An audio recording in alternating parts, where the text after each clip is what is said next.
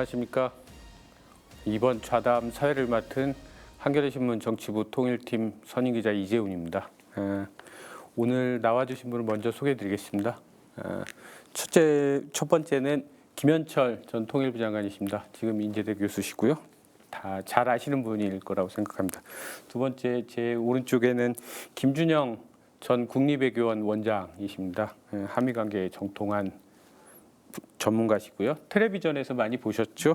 한동대 교수십니다. 그다음에 또 한 분은 김정섭 전 국방부 기획조정실장이십니다. 지금은 세종연구소 부소장으로 계신데요.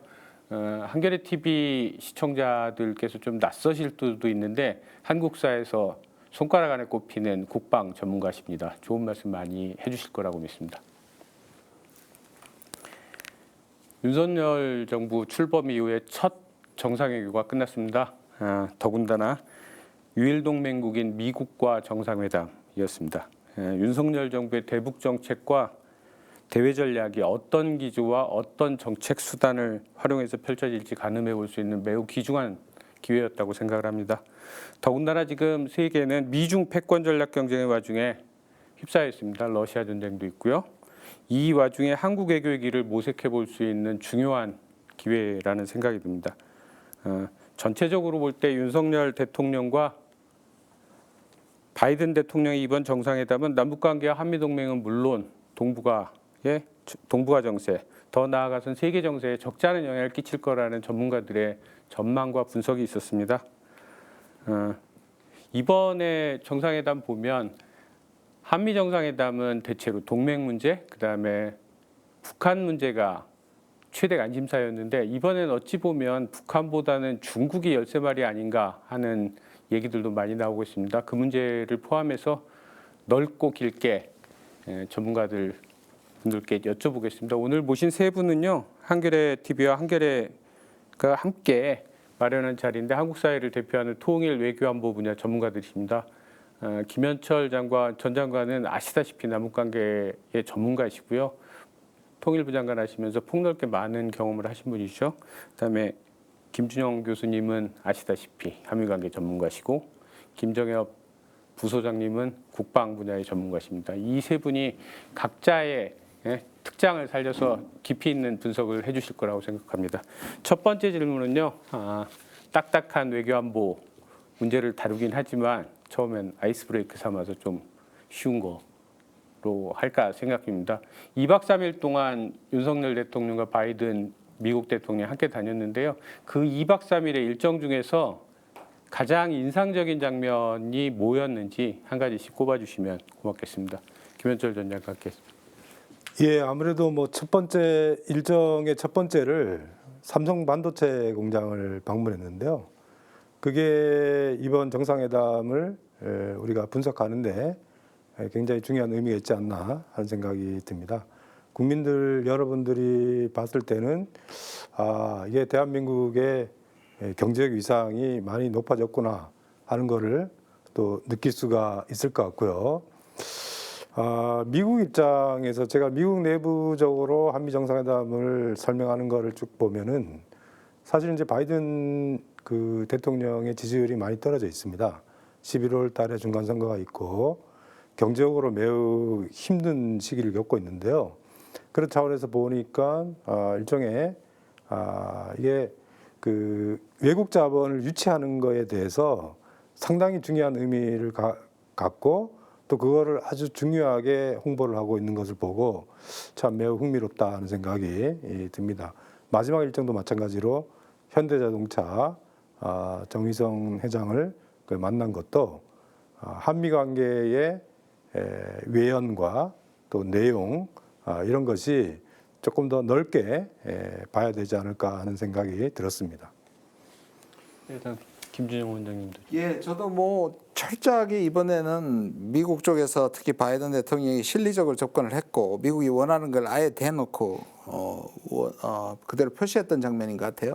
저도 삼성 방문인데 조금 다르게 표현한다면 저는 그 시민권을 가지고 지금 나와 있는 사람들이 투표할 거냐는 장면이었습니다.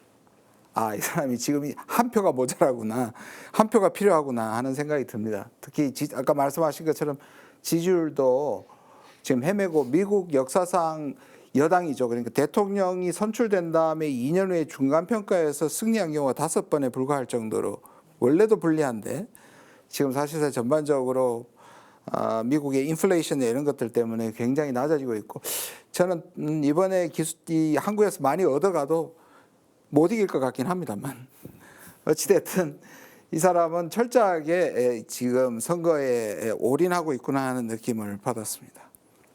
예, 김종섭 부소장님도. 네, 저도 사실 삼성 반도체 공장 방문 말씀을 드리려고 했는데요. 그 역시나 이제 상징적인 측면에서는 역시 가장 중요한 이벤트였고, 그 바이든 행정부가 어떤 생각을 갖고 이 정상회담에 임했는지 그것을 아주 집약적으로 보여주는 이벤트였다 이렇게 생각이 드는데요. 근데 이제 또 두 분 다 지적해 주셨으니까 저는 다른 거 하나 좀 제 눈에 들어온 거 하나 말씀드리면, 그 정상회담 끝나고 나서 기자회견에서 우리 대통령이 한 발언이 있는데요. 거기서 그렇게 얘기를 했어요. 저와 바이든 대통령님의 생각이 거의 모든 부분에서 일치한다고 느꼈다 이랬거든요. 그러니까 이게 사실은 좀 의례적인 말일 수도 있고요. 예, 또 뭐 그 유대감을 강조하는 발언일 수도 있고, 또 뭐 한미 동맹이 이제 한 방향으로 간다 뭐 이런 것을 강조하는 통상적인 얘기일 수는 있는데, 저는 이게 그냥 단순한 레토릭이 아니라 정말 그렇게 생각하고 그렇게 판단한 것이 아닌가 뭐 이런 생각이 듭니다.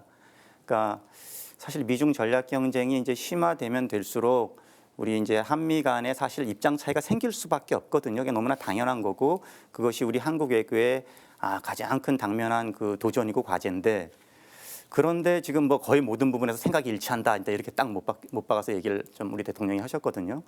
그래서 이건 무슨 뜻이냐면 사실 우리가 이제 좀 미국에 더 확실히 밀착하는 방향으로 전략적 선택을 한 것이 아니냐 이렇게 보여지고요.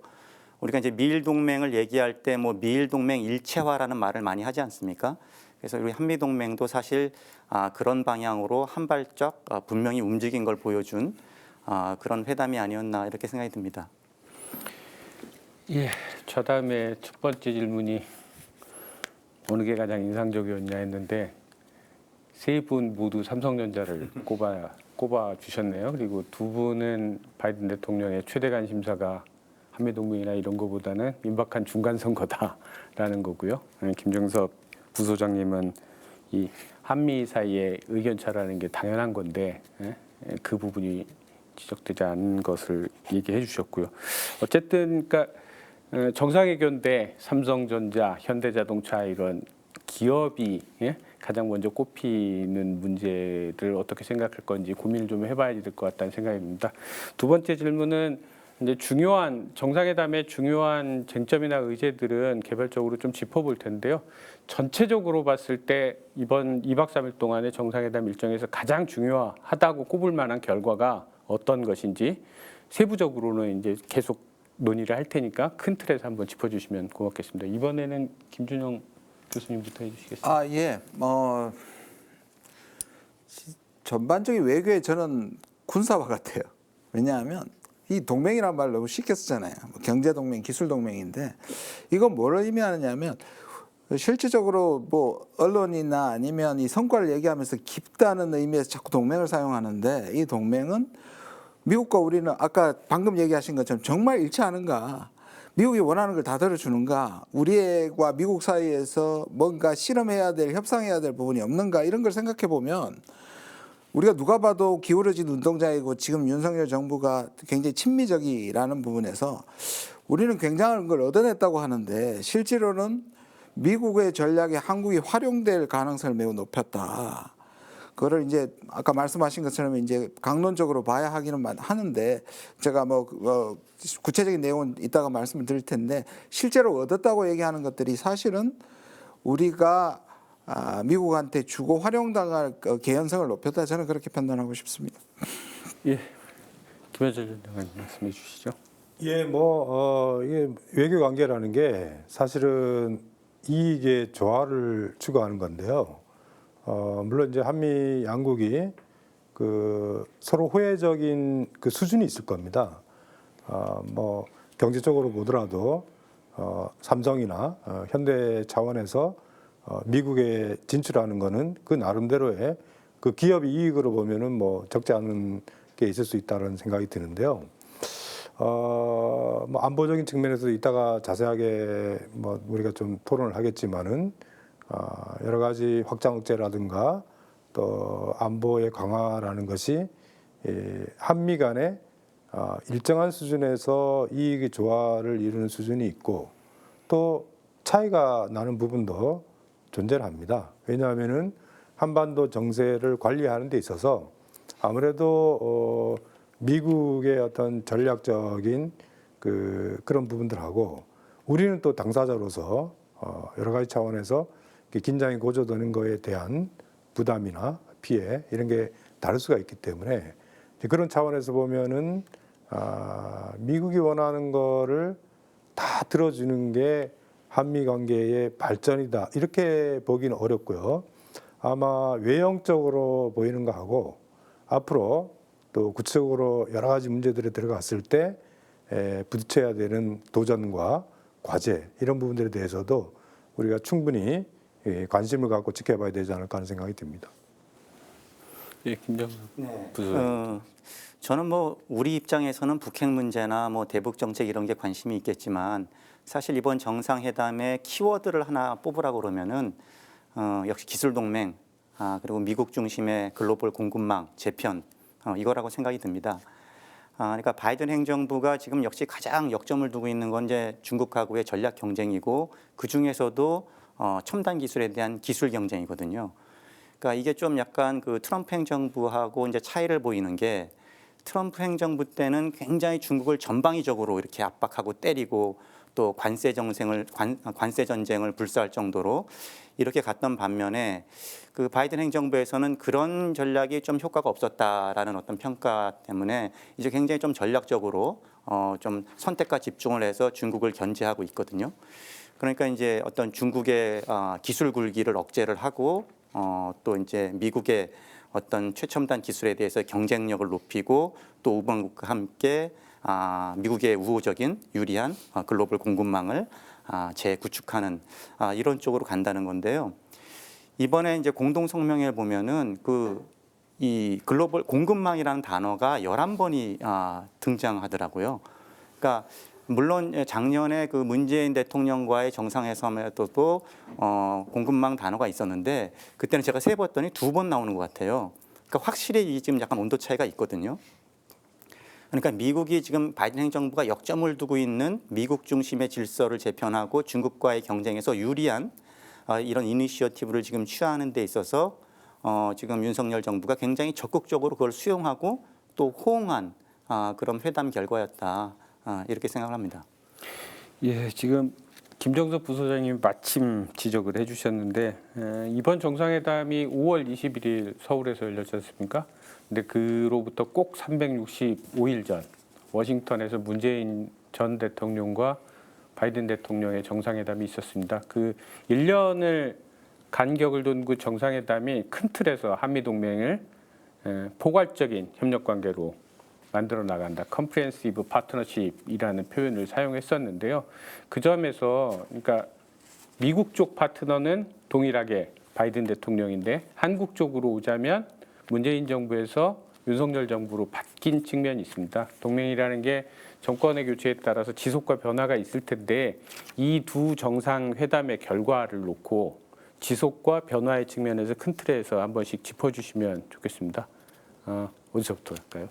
미국 전문가부터 할까요? 네, 알겠습니다.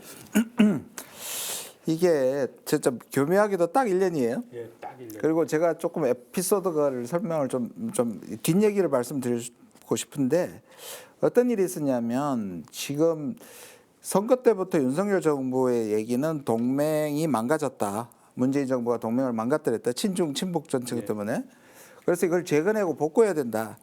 제가 이 언론에서 이 자체는 외교적으로 굉장히 문제가 있다. 왜냐하면 우리가 잘못했기 때문에 미국이 원하는 걸 다 들어줄 수 있다는 자세처럼 읽히거든요. 그런데 의외로 미국은 그걸 기뻐할 줄 알았는데 바이든 정부는 굉장히 괘씸하게 생각했습니다. 우리 선거 직후에 그 정책 대표단이 갔을 때 미국에서 무슨 반응이 있었냐면 뭐가 잘못됐길래 자꾸 복구라는 재건이란 말을 쓰느냐. 미국이 굉장히 불편함을 드러냈고 사실 가만히 보시면 그 이후로 사용하지 않습니다. 재활성화라든지 강화라는 말로 지금 순화시키고 이게 미국의 실질적으로 불만이 담긴 부분이었습니다. 근데 그걸 하나 지적하고 싶고요. 그래서 미국에서는 작년에 그 한미 정상회담의 공동성명을 거의 한미 정상회담 최고의 바이블이다라고까지 인정합니다. 그래서 이거 바꾸고 싶지 않다. 그 다음부터 그 뜻을 받은 우리 이 윤 정부에서는 뭐라고 나가기 시작했냐면 강조점이 다르다. 그때는 리스트업을 했다면 기억하시겠지만 작년에 전부 다 진보 보수가 드디어 잘했다 그러고 드디어 미국 쪽으로 한국이 방향을 틀었다라고 했던 걸 기억하실 겁니다. 그러면 이거를 이번에 자기들은 실천하고 강조점을 확실히 하겠다라고 얘기했는데요. 그것이 지금 방향성이 이제 소위 말하는 글로벌 포괄적 전략 동맹인데 이게 사실 2009년 6월에 오바마와 이명박 정부 때 나온 용어입니다. 전략 동맹도 그때 나왔고 약간 떨어져 있긴 하지만 글로벌이란 말도 나오고요. 전략 동맹도 나오고 포괄적이란 말 다 나옵니다. 그러니까 이거는 언뜻 듣기에는 한국이 세계 글로벌을 놓고 미국과 협력한다는 격상으로 들리는 굉장히 말의 잔치인데 실질적으로는 미국의 전략에 한국이 활용될 수 있는 여지가 커진다는 부분이 저는 앞으로 이게 가시화될 때 굉장히 우리한테 압박이 될 것이다 이렇게 생각합니다. 김현철. 예, 뭐 저도 이제 비슷하게 생각을 하는데요. 그러니까 2021년 5월달에 한미 정상회담에 그걸 이제 어떻게 평가할 것이냐 했을 때는 미중 전략 경쟁에서 우리가 어떤 선택을 하느냐 하는 것인데 사실은 그때 전략적 모호성에서 벗어났다 이렇게 평가할 수가 있을 것 같아요. 그야말로 미국의 일종의 대중국 외교, 안보, 경제 포괄적인 분야에서의 대중국 억지에 우리가 적극적으로 참여하고자 하는 문을 열었다 이렇게 볼 수가 있을 것 같고요. 그런데 이게 차이도 분명히 존재를 하는 것 같습니다. 작년하고 비교를 해보면은 예를 들어서 이 북한 문제나 북핵 문제를 풀어나가는 데 있어서 협상의 중요성을 강조했다면은 이번에는 아예 협상을 배제한 것이 큰 차이라고 보여집니다. 물론 이제 정세 자체가 어려워진 게 사실이고 대화의 문도 그만큼 닫혀 있는 것도 사실이지만 그렇다고 해서 어렵다고 하더라도 협상을 살려놓는 거하고 협상 자체를 배제하고 북한의 핵 보유를 기정사실화를 하면서 일종의 확장 억제나 이런 걸 구체화하는 거는 좀 차이가 있지 않겠나 하는 생각이 좀 듭니다. 그리고 물론 이제 뭐 이 공급망의 안보화라든가 또 경제 안보의 중요성도 사실은 2021년 5월 달부터 어느 중요한 것들은 대부분 들어가 있다고 생각을 하는데요. 이제 정세가 변화된 측면들도 있는 거죠. 당장 미국이 일종의 좀 모호하게 접근하다가 지금 구체적으로 구체화하고 있는 인도 태평양 경제 프레임워크가 출범을 이제 합니다. 그리고 그 출범을 하는 데 있어서의 여러 가지 그 중에 뭐 반도체라든가 배터리라든가 중요한 핵심 기술들이 포함되어 있지만은 아무래도 반도체의 어떤 중요성 이런 걸 보면은 미국 입장에서의 한국의 어떤 중요성도 작년하고 비교해 봤을 때 이제 달라진 측면들이 있는 것이고 이게 이제 구체화됨으로 인해서 여러 가지 아마 도전적인 그 부분들도 이제 생기겠죠. 그래서 그런 차원에서 보면은 그 차이들을 우리가 좀 잘 봐야 되지 않을까 싶습니다. 예, 김정섭 부소장님도 좀 말씀 좀 해주시죠. 네, 그 뭐 이번 정상회담 작년하고 비교해 보면요, 그 뭐 이제 공동 성명을 이렇게 좀 자세하게 이제 좀 비교해 보니까 뭐 공통점도 많이 있습니다, 당연히. 뭐 한미 연합방위 태세를 강조한다든지 또 뭐 확장 억제에 대한 공약을 재확인하는 건 뭐 그대로 들어 있고요.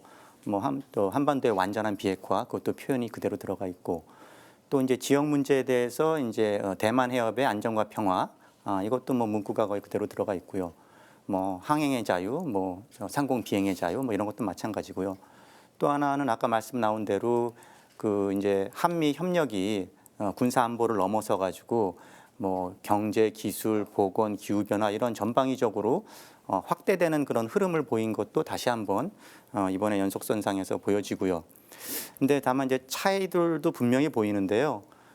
예를 들어서 이제 대북 정책 관련돼서는 확실히 그 대화와 관여보다는 군사적 억제 쪽에 방점이 있다 이렇게 보여집니다. 그러니까 그 확장 억제 공약만 확인한 것이 아니라 뭐 그 수단으로서 전략 자산을 뭐 적시에 전개하겠다, 또 뭐 한미 연합 훈련을 확대하겠다, 뭐 이런 것들이 분명히 들어가 있고요. 물론 이제 대화에 대해서도 뭐 대화의 문은 열려 있다고 했지만 어떤 적극적인 뭐 의지를 이렇게 표현하는 그런 것은 분명히 좀 약해 보이고요. 그리고 이제 또 인태 전략 관련돼서도 이번에는 이제 공동성명에 보면 윤석열 대통령이 미국의 인도 태평양 구상을 환영한다 이런 표현이 이제 분명히 들어가 있는데 작년 공동성명에는 그 인도 태평양 지역에 대한 각자의 접근법 이렇게 되어 있습니다. 그러니까 각자의 한미의 접근법이 다르다는 것을 이제 분명히 표현한 거죠. 그 다른 접근법을 인정한 가운데 이제 신남방 정책과의 연계성 측면에서 협력을 하겠다 이제 그랬었던 건데요. 그래서 이제 뭐 이제 종합적으로 말씀드리면 그 작년 정상회담은 한미 간에 어떤 입장 차이가 있다라는 것을 인정하고 그래서 그것을 기반으로 어떤 주요 정책 쟁점에 대해서 그것을 어떻게 잘 조율해서 이렇게 결과가 나왔다면 이번 정상회담은 뭐 그것이 대북 정책이 됐든 지역 문제가 됐든 어떤 글로벌 이슈가 됐든 한국과 미국 정부의 입장 자체가 굉장히 유사한 것이 아닌가 좀 그렇게 읽힙니다. 예, 유사해졌다. 작년 1년 전 정상회담과 이번 정상회담을 비교해서 보는 건 굉장히 좋은 관점일 거라는 생각이 듭니다. 그러면 어떤 것들이 변화하고 있는지를 살필 수 있을 거라는 생각이 들고요. 오늘 세 분 다 그러니까 북한 문제에서 변화가 감지된다는 지적을 해주셨는데 이번에는 이제 총론을 넘어서 이제 구체적인 영역별로 검토를 해보도록 하겠습니다.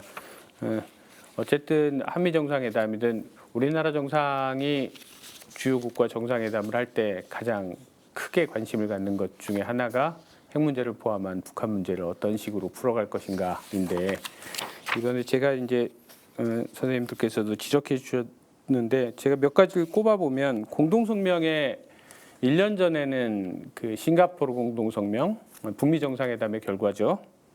그것과 4.27 판문점 선언이 명기돼 있었는데 이번엔 그 두 가지가 다 빠져 있습니다.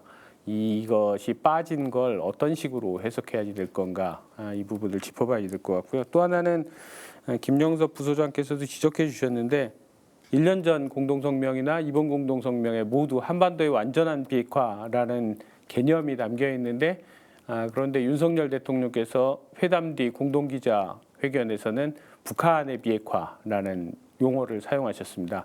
한반도의 완전한 비핵화, 북한의 비핵화는 다른 건데 윤석열 대통령이 북한의 비핵화라는 용어를 쓴 것을 어떻게 봐야 되는가 이 크게 두 점을 중심으로 해서 북한 문제를 좀 짚어주셨으면 좋겠는데요. 지금 북한에 코로나도 번지고 있어서 코로나 백신 지원 문제 관계된 문제도 있고요. 그런 문제들을 포함해서 북한 문제를 좀 짚어주셨으면 좋겠습니다.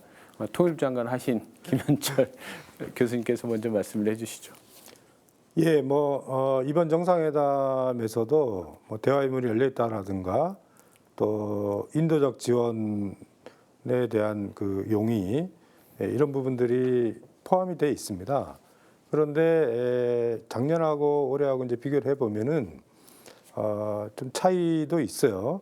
그 차이라는 게 뭐냐면은 일종의 이제 뭐랄까 좀 수동적이냐 적극적이냐 하는 것 같아요.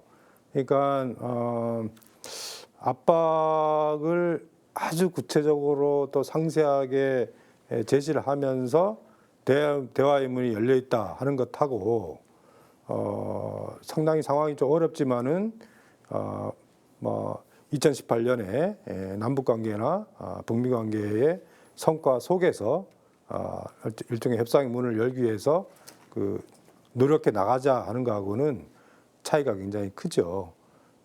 그런 차원에서 보면은 이게 한반도 정세로 보면은 이런 것 같습니다. 그러니까 대체로 이제 미국이 북한 문제나 북핵 협상에 대한 우선순위가 많이 떨어졌구나.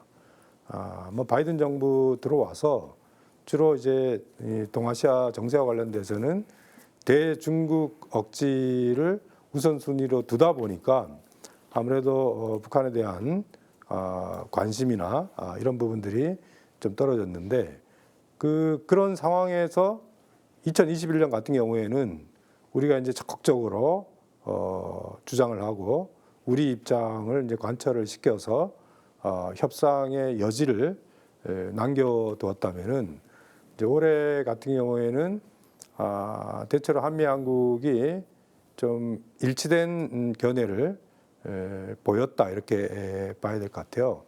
뭐 앞으로 아마 물론 이제 뭐 이게 그 전체적으로 교착 국면이 장기화되는 추세 속에서 한미 정상회담을 열렸기 때문에 앞으로 이제 아마 남북 관계 악화는 예상을 충분히 할 수 있을 것 같고요. 제가 이제 한마디 좀 덧붙이고 싶은 거는 이게 전적으로 남북 관계에서의 군사적 긴장 고조라는 게 이게 한반도에 국한돼 있지 않습니다. 결국 이렇게 되면은 어떻게 되냐면은 미중 간의 군사적인 대결의 무대가 남중국해에서 대만 내협으로 그리고 한반도로 이렇게 옮겨질 가능성이 매우 높다. 사드 사태라는 게 다른 게 아닙니다. 결국 한반도에서의 군사적 긴장이 높아지는 상황에서 일종의 한반도가 미중 대결의 장으로 변환된 측면들이 있는 거거든요. 그래서 그런 차원에서 보면은 좀 우려되지 않나 그런 생각이 듭니다. 예, 김정석 부소장님 받아서 말씀 이어주시죠. 네. 뭐 싱가포르 공동선언이나 뭐 판문점 선언이 포함되지 않은 거는 뭐 어떻게 보면은 뭐 예상할 수가 있었죠. 뭐 윤석열 정부가 지난 문재인 정부의 대북 정책에 대해서 상당히 비판적인 시각을 뭐 가지고 있는 것은 우리가 너무 잘 알고 있으니까요. 그래서 이 뭐 좀 더 원칙에 기초해서 하겠다, 뭐 남북 관계를 정상화하겠다 지금 뭐 이렇게 하고 있지 않습니까? 그러다 보니까 지난 정부의 어떤 북미 정상회담이라든지 남북 정상회담의 이런 어떤 성과를 기반으로 하겠다라는 것을 이번에 표현하지 않았는데요.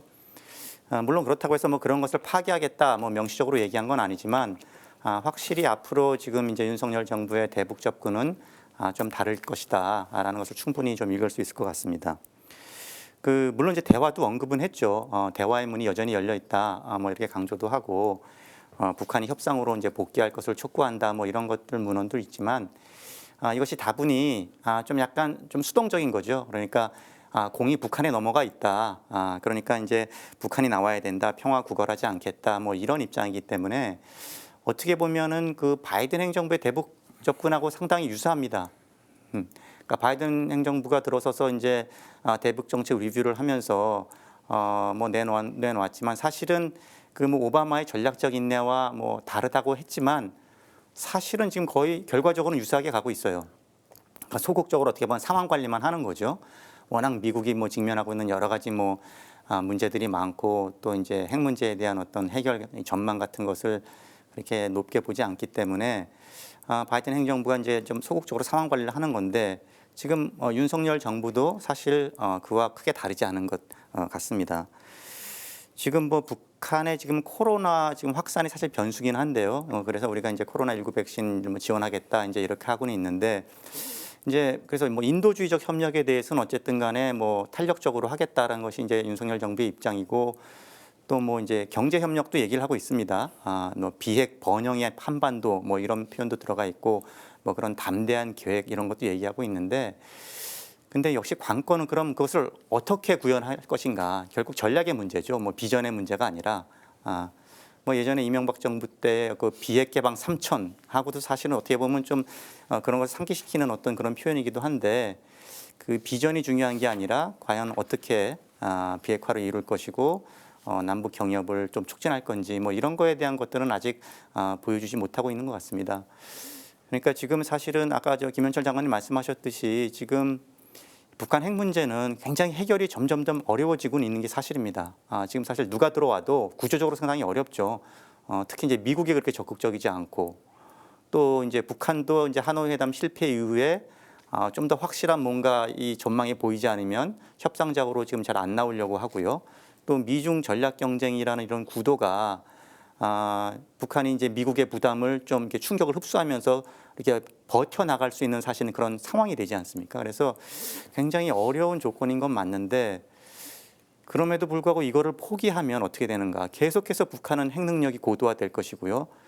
중간중간 또 이제 위기가 고조되고 이런 상황이 오기 때문에 이것이 해결이 쉽진 않아도 적극적으로 어떤 대북 관여, 이런 협상 여기에 대한 의지는 피력하면서 적어도 이제 남북 관계가 그렇게 위험한 쪽으로 치닫지 않도록 이 관리하려는 노력 이런 것이 앞으로 굉장히 필요하다 이렇게 생각이 듭니다.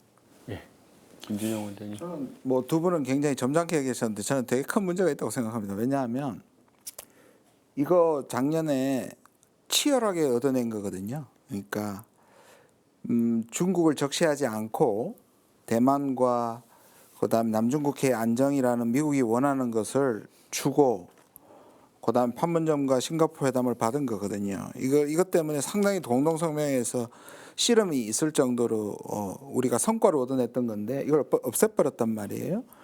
그러면 미국으로서는 그 한국 정부의 그걸 통해서 양보한 것인데 할 필요가 없어진 거고요. 그다음에 두 분이 말씀하셨지만 이거는 미국의 전략적 인내를 그냥 우리가 추인하는 것이 되고요. 저는 좀 더 본질은 이 정부는 북한 비핵화를 포기했다라고 생각합니다. 잘 생각해 보십시오. 지금 여러 가지 말의 성찬인데 비핵 개방 3천을 따라했다는 게 문제가 아니고 문을 누가 닫았느냐의 문제입니다. 만약에 우리 정부가 문을 닫았는데 문을 열면 그거는 담대한 계획이죠. 안 그렇습니까? 근데 문은 북한이 닫았단 말이에요. 근데 우리가 열어놓은 문은 아무 의미가 없어요. 북한에 닫은 문을 여는 게 문제지 우리의 문을 닫는 건 아무 문제가 없는 거잖아요. 그럼 북한의 문을 여는 방법이 뭐냐에 대해서 전혀 고민이 없고 북한이 열 때까지 기다리겠다는 거는 그냥 벌거벗은 임금님이 옷 벗은 얘기를 하지 못하는 그래서 미국이나 한국이나 보수 정부가 비핵화를 포기하는 거는 견딜 수 없는 거잖아요. 비핵화 포기는 견딜 수 없는 겁니다. 그래서 비핵화 포기를 안 한 척하지만 실제로 북한 핵을 인정하는 결과를 낳게 될 것이다. 매우 심각하다 이거는. 그래서 앞으로 향후에 최대 잘 돼봤자 오바마 때처럼 전략적 인내가 되는 것이고 최악의 경우는 이제 핵 대 핵. 지금 언론에서 계속 그 표현을 하대요. 사실은 우리가 핵무기를 가지지 않기 때문에 미국이 핵우산을 해주는 것은 동맹이 가장 중요한 거고 이번에 얻은 게 아니라 사실은 당연하게 주어진 것인데 문제는 뭐냐 이것을 실질적으로 핵과 핵의 대결 구조로 간다고 하고 실제로 그런 협의체를 만든다고 하는 것은 제가 모두에 말씀드린 것처럼 한반도를 긴장으로 몰고 가고 우리가 거기에서 평화적으로 해결하지 않고 북한의 핵을 사실상 인정하고 우리도 핵무력을 미국으로 가져와서 한반도를 대치 상황으로 가져간다는 매우 심각한 저는 이번에 문제라고 생각을 합니다. 예. 그렇죠. 세 분 지적하셨듯이 이번 정상회담에서 윤석열 대통령이 대화보다는 억제력 강화를 여러 차례 강조했는데요. 자연스럽게 그 한미동맹의 군사적 측면과 관계된 얘기를 짚어볼 필요가 있겠습니다. 공동성명을 보면서 제가 기자한 지 이제 30년 됐는데 이게 무슨 소린가 싶은 얘기가 한 두 문구 정도가 있습니다. 군사동맹 관련해서 오늘 마침 전문가께서 나오셨으니까 김정석 부소장님 먼저 짚어주셨으면 좋겠는데요. 제가 보기에 그런 얘기인데 공동성명에 보면 이런 표현이 있더라고요. 한반도와 그 주변에서의 연합 연습 및 훈련의 범위와 규모를 확대하기 위한 협의를 개시한다. 그러니까 한반도 전 같으면 한반도인데 한반도와 그 주변이라는 말이 붙은 거, 그 주변이라는 말이 붙은 게 좀 의미심장하지 않나 싶고 훈련의 범위와 규모도 마찬가지고요. 그래서 이게 예전에 참여정부 때 뜨거웠었던 전략적 유연성, 주한미군의 전략적 유연성 문제, 그다음에 요즘으로 들자면 한미일 3국 합동군사 연습을 염두에 둔 표현이 아닌가. 저는 근데 전문가는 아니어서 굉장히 잘 모르겠고요. 또 하나는 억제력 강화를 위한 새로운 또는 추가적 조치라는 표현이 있었습니다. 이 한국말로 참 이상해요. 새로운 또는 추가적 조치라는 표현이 있는데 사드 배치나 뭐 이런 것들이 연상될 수 있는 문구 같다는 생각이 드는데 윤석열 정부에서는 일단 이번 정상회담에서 사드 추가 배치나 한미일 3국 합동군사연습 문제는 논의되지 않았다라고 공식적으로 밝히긴 했습니다. 그런데 이 상당히 추상적인데 의미심장한 이 두 문구에 담겨 있는 한미 양국 정부의 복선이 뭔지 이거는 꼭 북한뿐만 아니라 동북아 주요국들이 다 관심을 가질 만한 사안인 것 같은데 한번 짚어주시면 좋겠습니다. 예, 먼저 훈련 관련돼서는요. 이제 미국은 이제 뭐 어느 시점부터는 사실은 여기 주한미군이 있지만 여기 붙박이군으로 이걸 운영할 생각은 없는 거죠. 좀 더 이 예전에 전략적 유연성이라는 이름으로 이제 부각이 됐지만 좀 더 이 지역의 유사 사태 때 유연하게 좀 활용하고 싶은 생각이 있고 또 이제 중국 견제를 위해서 여러 이제 우방국들 간의 같은 합동 훈련 같은 것들을 많이 생각했기 때문에 이제 한일 관계가 개선되는 것에 맞춰서 또 한미일 간의 어떤 군사 협력 뭐 이런 것도 당연히 생각하리라고 보고요. 그리고 아까 말씀하신 그 억제력 강화를 위한 새로운 또는 추가적 조치를 뭐 식별해 나간다고 이렇게 했는데요. 사실 저는 이번에 그 정상회담 전에 그 김태호 안보실 1차장이 사전 브리핑을 했을 때 했던 발언이 굉장히 좀 관심이 있었는데요. 그때 이렇게 얘기했습니다.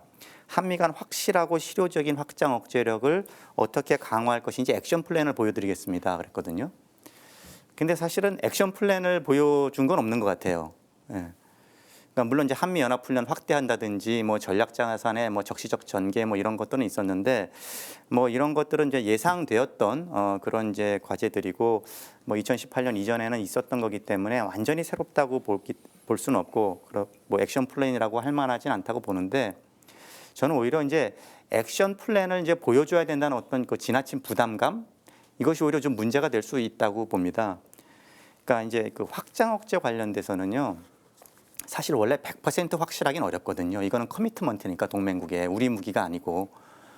그런데 여기에 대해서 우리가 자꾸 의구심을 표명하고 여기서 불안해하고 이제 하는 것이 이게 뭘 뜻하느냐. 확장 억제를 좀 더 실효성 있게 하겠다. 확실하게 하겠다. 그럼 현재 확실하지 않고 실효적이지 않다. 뭐 좀 이런 임프레션을 자꾸 주는 거거든요. 이게 억제라는 게 굉장히 이게 심리작용입니다. 기본적으로 능력도 있어야 되지만 이거는 상대의 심리에 영향을 미치는 거기 때문에 메시지이기도 하고요. 그래서 자꾸 우리 스스로 이게 지금 확장 억제 실효성 얘기를 하고 자꾸 이렇게 되면 그게 대북 억제의 어떤 그 신뢰도를 사실은 우리 스스로 좀 약간 허무는 그런 효과도 있다는 것을 좀 주의할 필요가 있을 것 같고요. 그러니까 이제 확장 억제라는 게 원래 이제 두 가지로 구성되어 있는데요. 하나는 이 적대국에 대한 억제, 그러니까 북한에 대한 디터런스가 하나 있는 거고 요소가 또 하나는 동맹국, 그러니까 우리 한국에 대한 남한에 대한 안심, 리어슈어런스라는 게 이렇게 두 가지 요소로 구성되어 있는 건데 이게 그 중에서 억제보다는 그 어슈어런스가 원래 굉장히 더 어렵다는 거거든요. 그러니까 이제 북한에 관해서 사실은 미국의 저 엄청난 핵전력으로 응징하겠다는 핵우산 위협 이거를 북한이 가볍게 여길 리가 없습니다. 그러니까 그 억제력은 상당히 강하다고 봐야 되는데 문제는 이제 우리 한국 국민들이 이제 불안해한다는 거죠. 그 어슈런스의 문제인데요. 근데 이제 문제는 우리가 너무 그것에 대해서 지나치게 불안하거나 이렇게 되면은 그것이 이제 과잉 대응으로 좀 이어질 수 있는 좀 그런 문제가 있다고 보여집니다. 그러니까 뭐 전술핵을 꼭 재배치해야 된다. 여기 뭐 갖다 놔야 된다. 뭐 이런 주장이라든지 아니면 뭐 전략자산 전개도 여기 상시 배치의 전략자산 상시 전개 뭐 이런 논리로 연결될 수가 있거든요. 근데 이런 조치들은 사실은 그 뭐 그때 당장에 그때 효과는 있을지 몰라도 뭐 군사적 효과도 사실 확실하지 않고 굉장히 위기를 고조시키는 그런 좀 부작용이 있기 때문에 이런 카드에 의존하는 것은 그렇게 좀 바람직하지 않다 저는 이렇게 생각이 들고요. 뭐 그렇다면 그럼 어떻게 해야 되느냐? 북한이 지금 핵미사일 능력 계속 고도화하고 있는 건 사실이니까.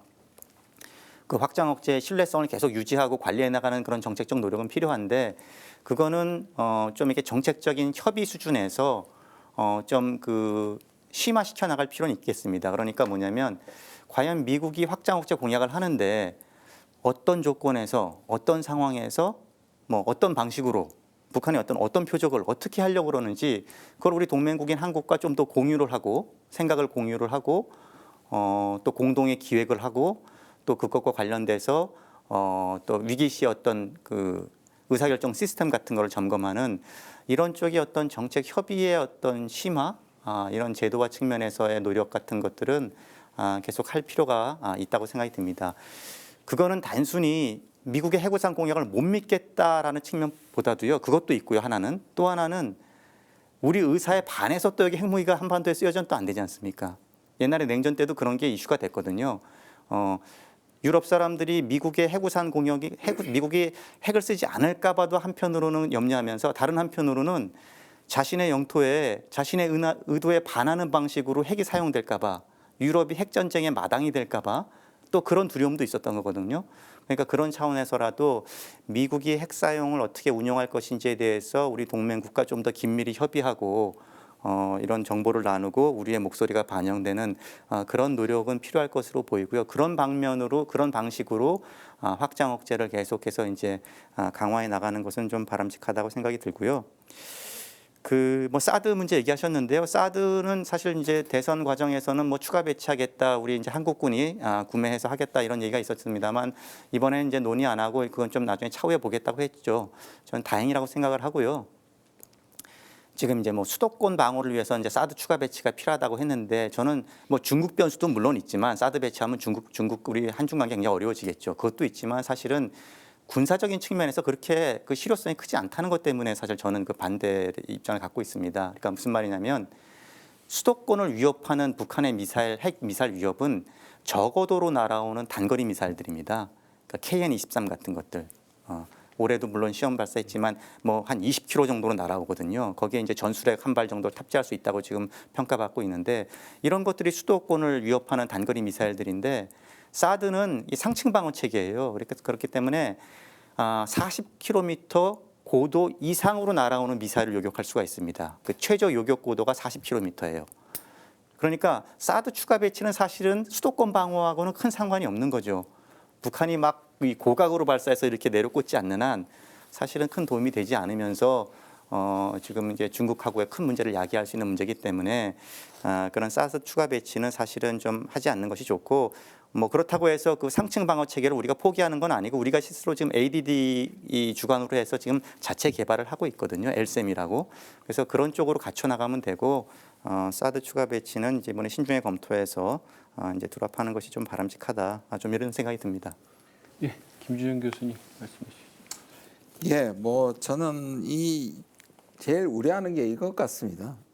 제가 사실 그 작년 말에 그 미국 국무성 관리도 참여했던 한국 담당 참여했던 세미나에서 굉장히 재밌는 표현을 들었는데요. 하도 각계 각층 각 클래스에서 각 단계에서 한미 간에 워낙에 많이 만나고 워낙에 많이 이야기를 하다 보니까 이제 할 얘기가 없다라는 말을 하거든요. 그러니까 그만큼 정도로 충분히 교통이 되는데 이거를 마치 안 되는 것처럼 여기고 상설기구를 만들고 이러면 과시는 되겠죠. 우리 국민들한테는 아까 말한 심리적으로 뭐 약간의 안심이 될 수도 있겠죠. 근데 사실 그건 사실을 호도하는 거거든요. 그리고 우리가 코리아 워킹그룹 때도 느꼈지 않습니까? 이걸 만들어 놓으면 기울어진 운동장에서 한국이 매사에 우리가 미국의 뭐 지시까지는 아니더라도 오히려 우리를 규제할 수 있는 기구들이 되는 거고 두 번째로는 전체적으로 상황을 위기 상황인 것처럼 인식되게 만드는 거잖아요. 그래서 뭐 전시 체제로 가는 거 아니냐, 위기 체제로 가는 거 아니냐, 핵 전쟁이 진짜 일어나는 게 아니냐는 정반대의 효과를 가져올 수 있거든요. 이거는 또 상대방에게 저는 북한이 엄청 무서울 것 같아요. 북한이 이거를 대비 안 할 수가 있습니까? 만약 이렇게 자기들 보기에는 이 한미가 거의 동맹이 전시 체제로 가는 거 아니냐, 자기들을 대상으로 그렇게 되면 북한은 훨씬 더 강력한 것으로 자위적 제출을 하게 되고 이러면 상승작용을 일으켜서 오히려 우리가 안전하고자 하는 그걸 우리는 안보 딜레마라고 하죠. 가장 전형적으로 우리가 안전하고자 작동시키고 만들었던 것들이 우리 안보를 불안하게 만드는 자기 함정에 빠진다는 거예요. 예, 뭐 저도 비슷하게 생각을 하는데요. 확장 억제라는 개념이 없던 게 새로 나온 게 아닙니다. 뭐 북한의 핵 개발 이후에 한미 간의 확장 억제에 대한 아주 명시적인 합의들이 계속해서 반복돼 왔던 것이고요. 그런데 대비하는 거는 뭐 필요하다는 생각이 드는데 이거를 구체화하고 또 가시화하고 이렇게 했을 때 방금 김준영 교수님 말씀하셨다시피 이 전형적인 안보 딜레마 상황에 처해질 가능성이 매우 높다. 북한도 어차피 지금 핵무기를 다종화하고 있기 때문에 이제 그런 차원에서 이 한미 양국의 대응에 맞춰서 북한도 계속해서 일종의 자기 억지력을 갖추는 이게 상승 작용을 일으킬 가능성이 매우 높다는 거고요. 두 번째는 이 과정에서 일종의 주한미군의 역할과 기능, 변화가 어떤 의미가 있느냐 하는 것도 우리가 좀 깊이 봐야 될 것 같습니다. 뭐 사드 문제라는 게 주한미군의 장비와 무기가 뭐 덧붙여지는 과정에서 이제 발생을 한 것인데요. 일종의 지금 확장 억제 구체화를 비롯해서 전략 자산의 전개라든가 기타 등등 여러 가지 분야에서 뭐 그 주한미군의 장비, 무기, 기타 등등 이런 부분들이 덧붙여지면서 그것이 이제 한국의 입장에서는 연루의 위험성을 가져올 가능성이 매우 크다 하는 것이고요. 그리고 사실 이제 이번 정상회담하고 작년 정상회담하고 한미일 삼국 협력에 대해서 아주 미묘한 차이가 있습니다. 한미일 삼국 협력을 그 목적어가 조금 달라졌는데요. 작년 같은 경우에는 북한 문제를 다루는 데 있어서의 한미일 삼국 협력을 강조를 했는데 이번 그 한미 정상회담 발표문에는 북한의 도전에 대응하는 차원에서의 한미일 삼국 협력을 얘기하고 있습니다. 이것은 아마 앞으로 군사훈련 차원에서 보면은 한미일 삼국 간의 한반도 주변 혹은 인근에서의 뭐 군사훈련을 비롯해서 뭐 지소미아 같이 지금 한일 간의 군사정보보호협정이 뭐 약간 애매한 형태로도 지속이 되고 있지만은 뭐 그런 차원에서의 군사정보에 대한 한미일 삼국 간의 협력이 매우 강화될 가능성이 매우 높고요. 이 과정에서 사실은 한일 관계라는 거에 대해서 한국 내부적으로는 여러 가지 그 풀리지 않은 해결하지 않는 역사 문제라든가 기타 등등 여러 가지 문제들이 존재를 하고 있는 상황에서의 일종의 안보적인 차원에서의 그 한미일 삼국 협력의 진도가 나갔을 때 아마 우리 국민들이 그런 부분들에 대해서 공감을 표시할 수 있을까 하는 우려도 듭니다. 이 부분이 생각을 많이 해봐야지 되는 영역인 것 같습니다. 세 분이 굉장히 길고 심각한 말씀을 많이 해주셨습니다. 잠깐 러시아 얘기를 이번 정상회담에서 굉장히 중요한 얘기들이 많아서 러시아가 언급이 되진 않았는데요. 이번 공동성명에 보면 러시아가 적시되어 있습니다. 러시아가 여러 차례 등장하는데 러시아의 위협, 우크라이나에 대한 러시아의 일방적 추가 공격 이런 종류의 문구로 여러 번 등장합니다. 근데 한국의 정상외교 합의문에 특정국의 위협이 적시된 사례가 거의 없습니다. 그래서 이걸 어떻게 봐야지 되는 건지, 그다음에 한반도 평화나 동북아 평화에서 러시아의 몫이 굉장히 큰데요. 한러 관계에 어떤 영향을 미칠지 그걸 한번 짚어볼 필요가 있지 않나 싶습니다. 김준 교수님 먼저 말씀해 주시죠. 좀 걱정이 있었죠. 중앙일보가 보도했던 것 같습니다. 한국의 무기 제공이 직접적으로 우크라이나에 가는 것이 힘들면 미국을 경유해서 일종의 무기 세탁이잖아요. 그걸 미국이 제안했다는 건데 그전에도 사실은 얘기가 있습니다. 미국을 경유하는 안 전에 폴란드나 체코 같은 것을 통해 가지고 우크라이나에 들어가는 것이고 실제로 젤렌스키 대통령이 아주 무기까지 특정하면서 한국 무기를 요구하는 것이었는데 저는 뭐 안 그러리라고 생각했지만 우크라이나에서 혹시 그것까지 이번에 공동성명에 그것까지 담기면 굉장히 심각하다. 중앙일보가 아는 것을 러시아가 모를 리가 있겠습니까? 이게 아무리 세탁한다고 하더라도 세탁이 안 되겠죠. 그러면 그야말로 러시아와 이제 관계는 파탄이 되는데 저는 기본적으로 그 작년에 문재인 정부가 중국을 적시하지 않기 위해서 엄청나게 디펜스를 했습니다. 그러니까 미국은 중국 적시해라.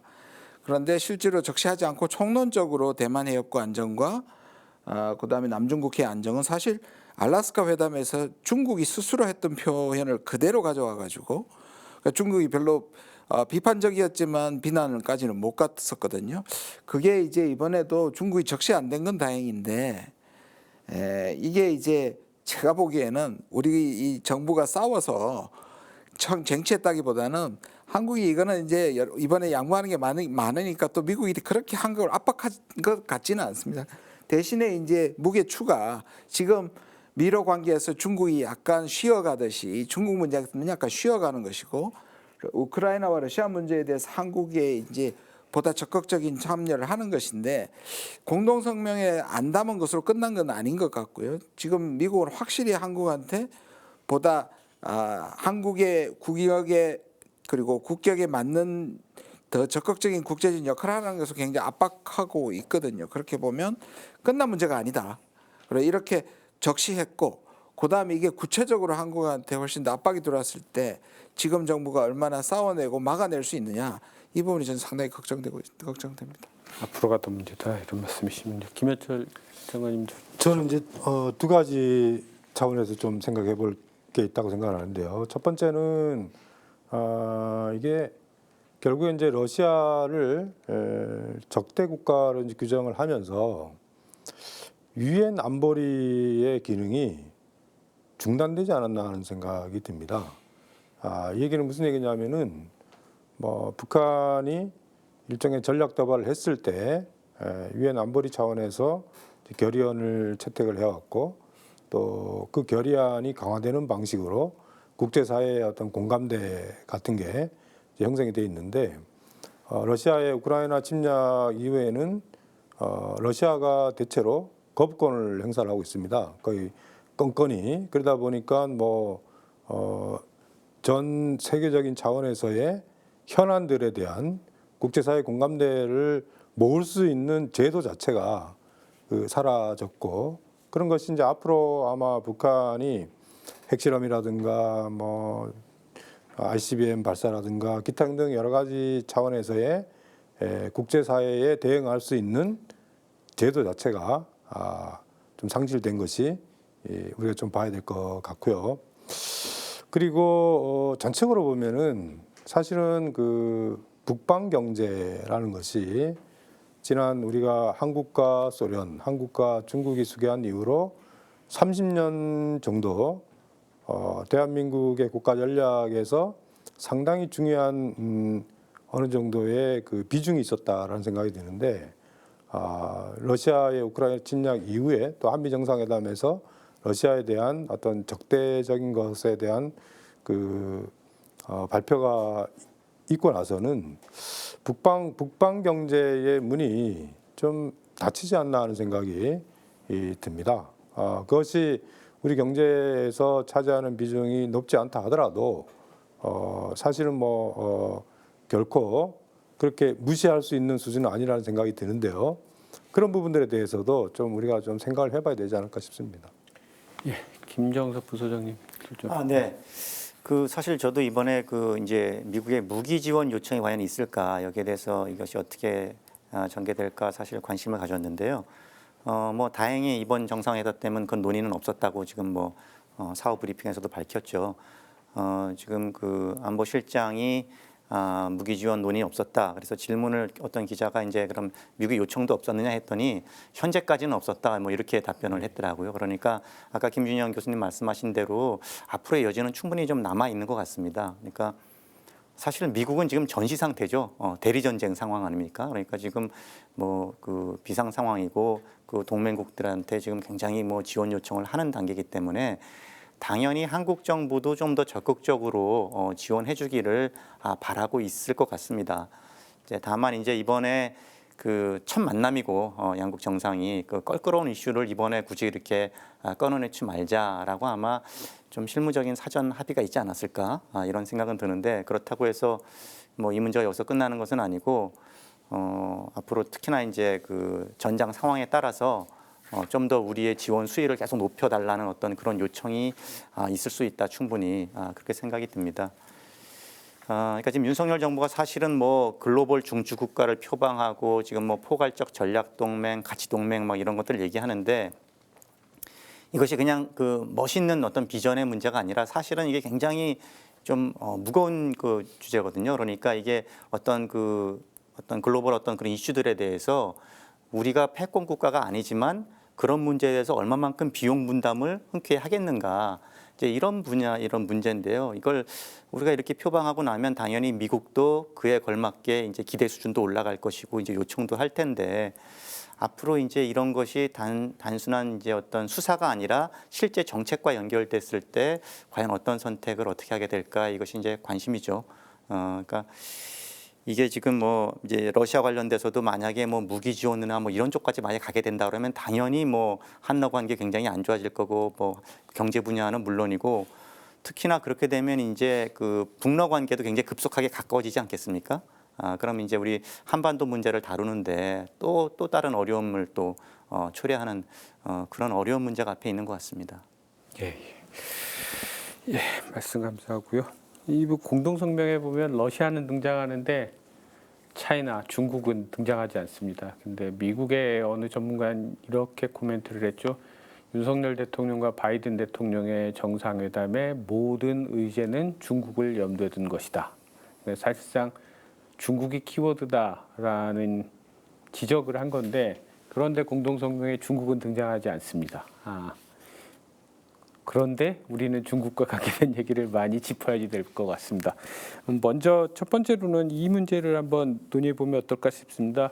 요즘 이제 시사용어, 새로운 시사용어로 공부를 열심히 해야지 되는 개념이 인도 태평양 경제 프레임워크 IPEF인 것 같아요.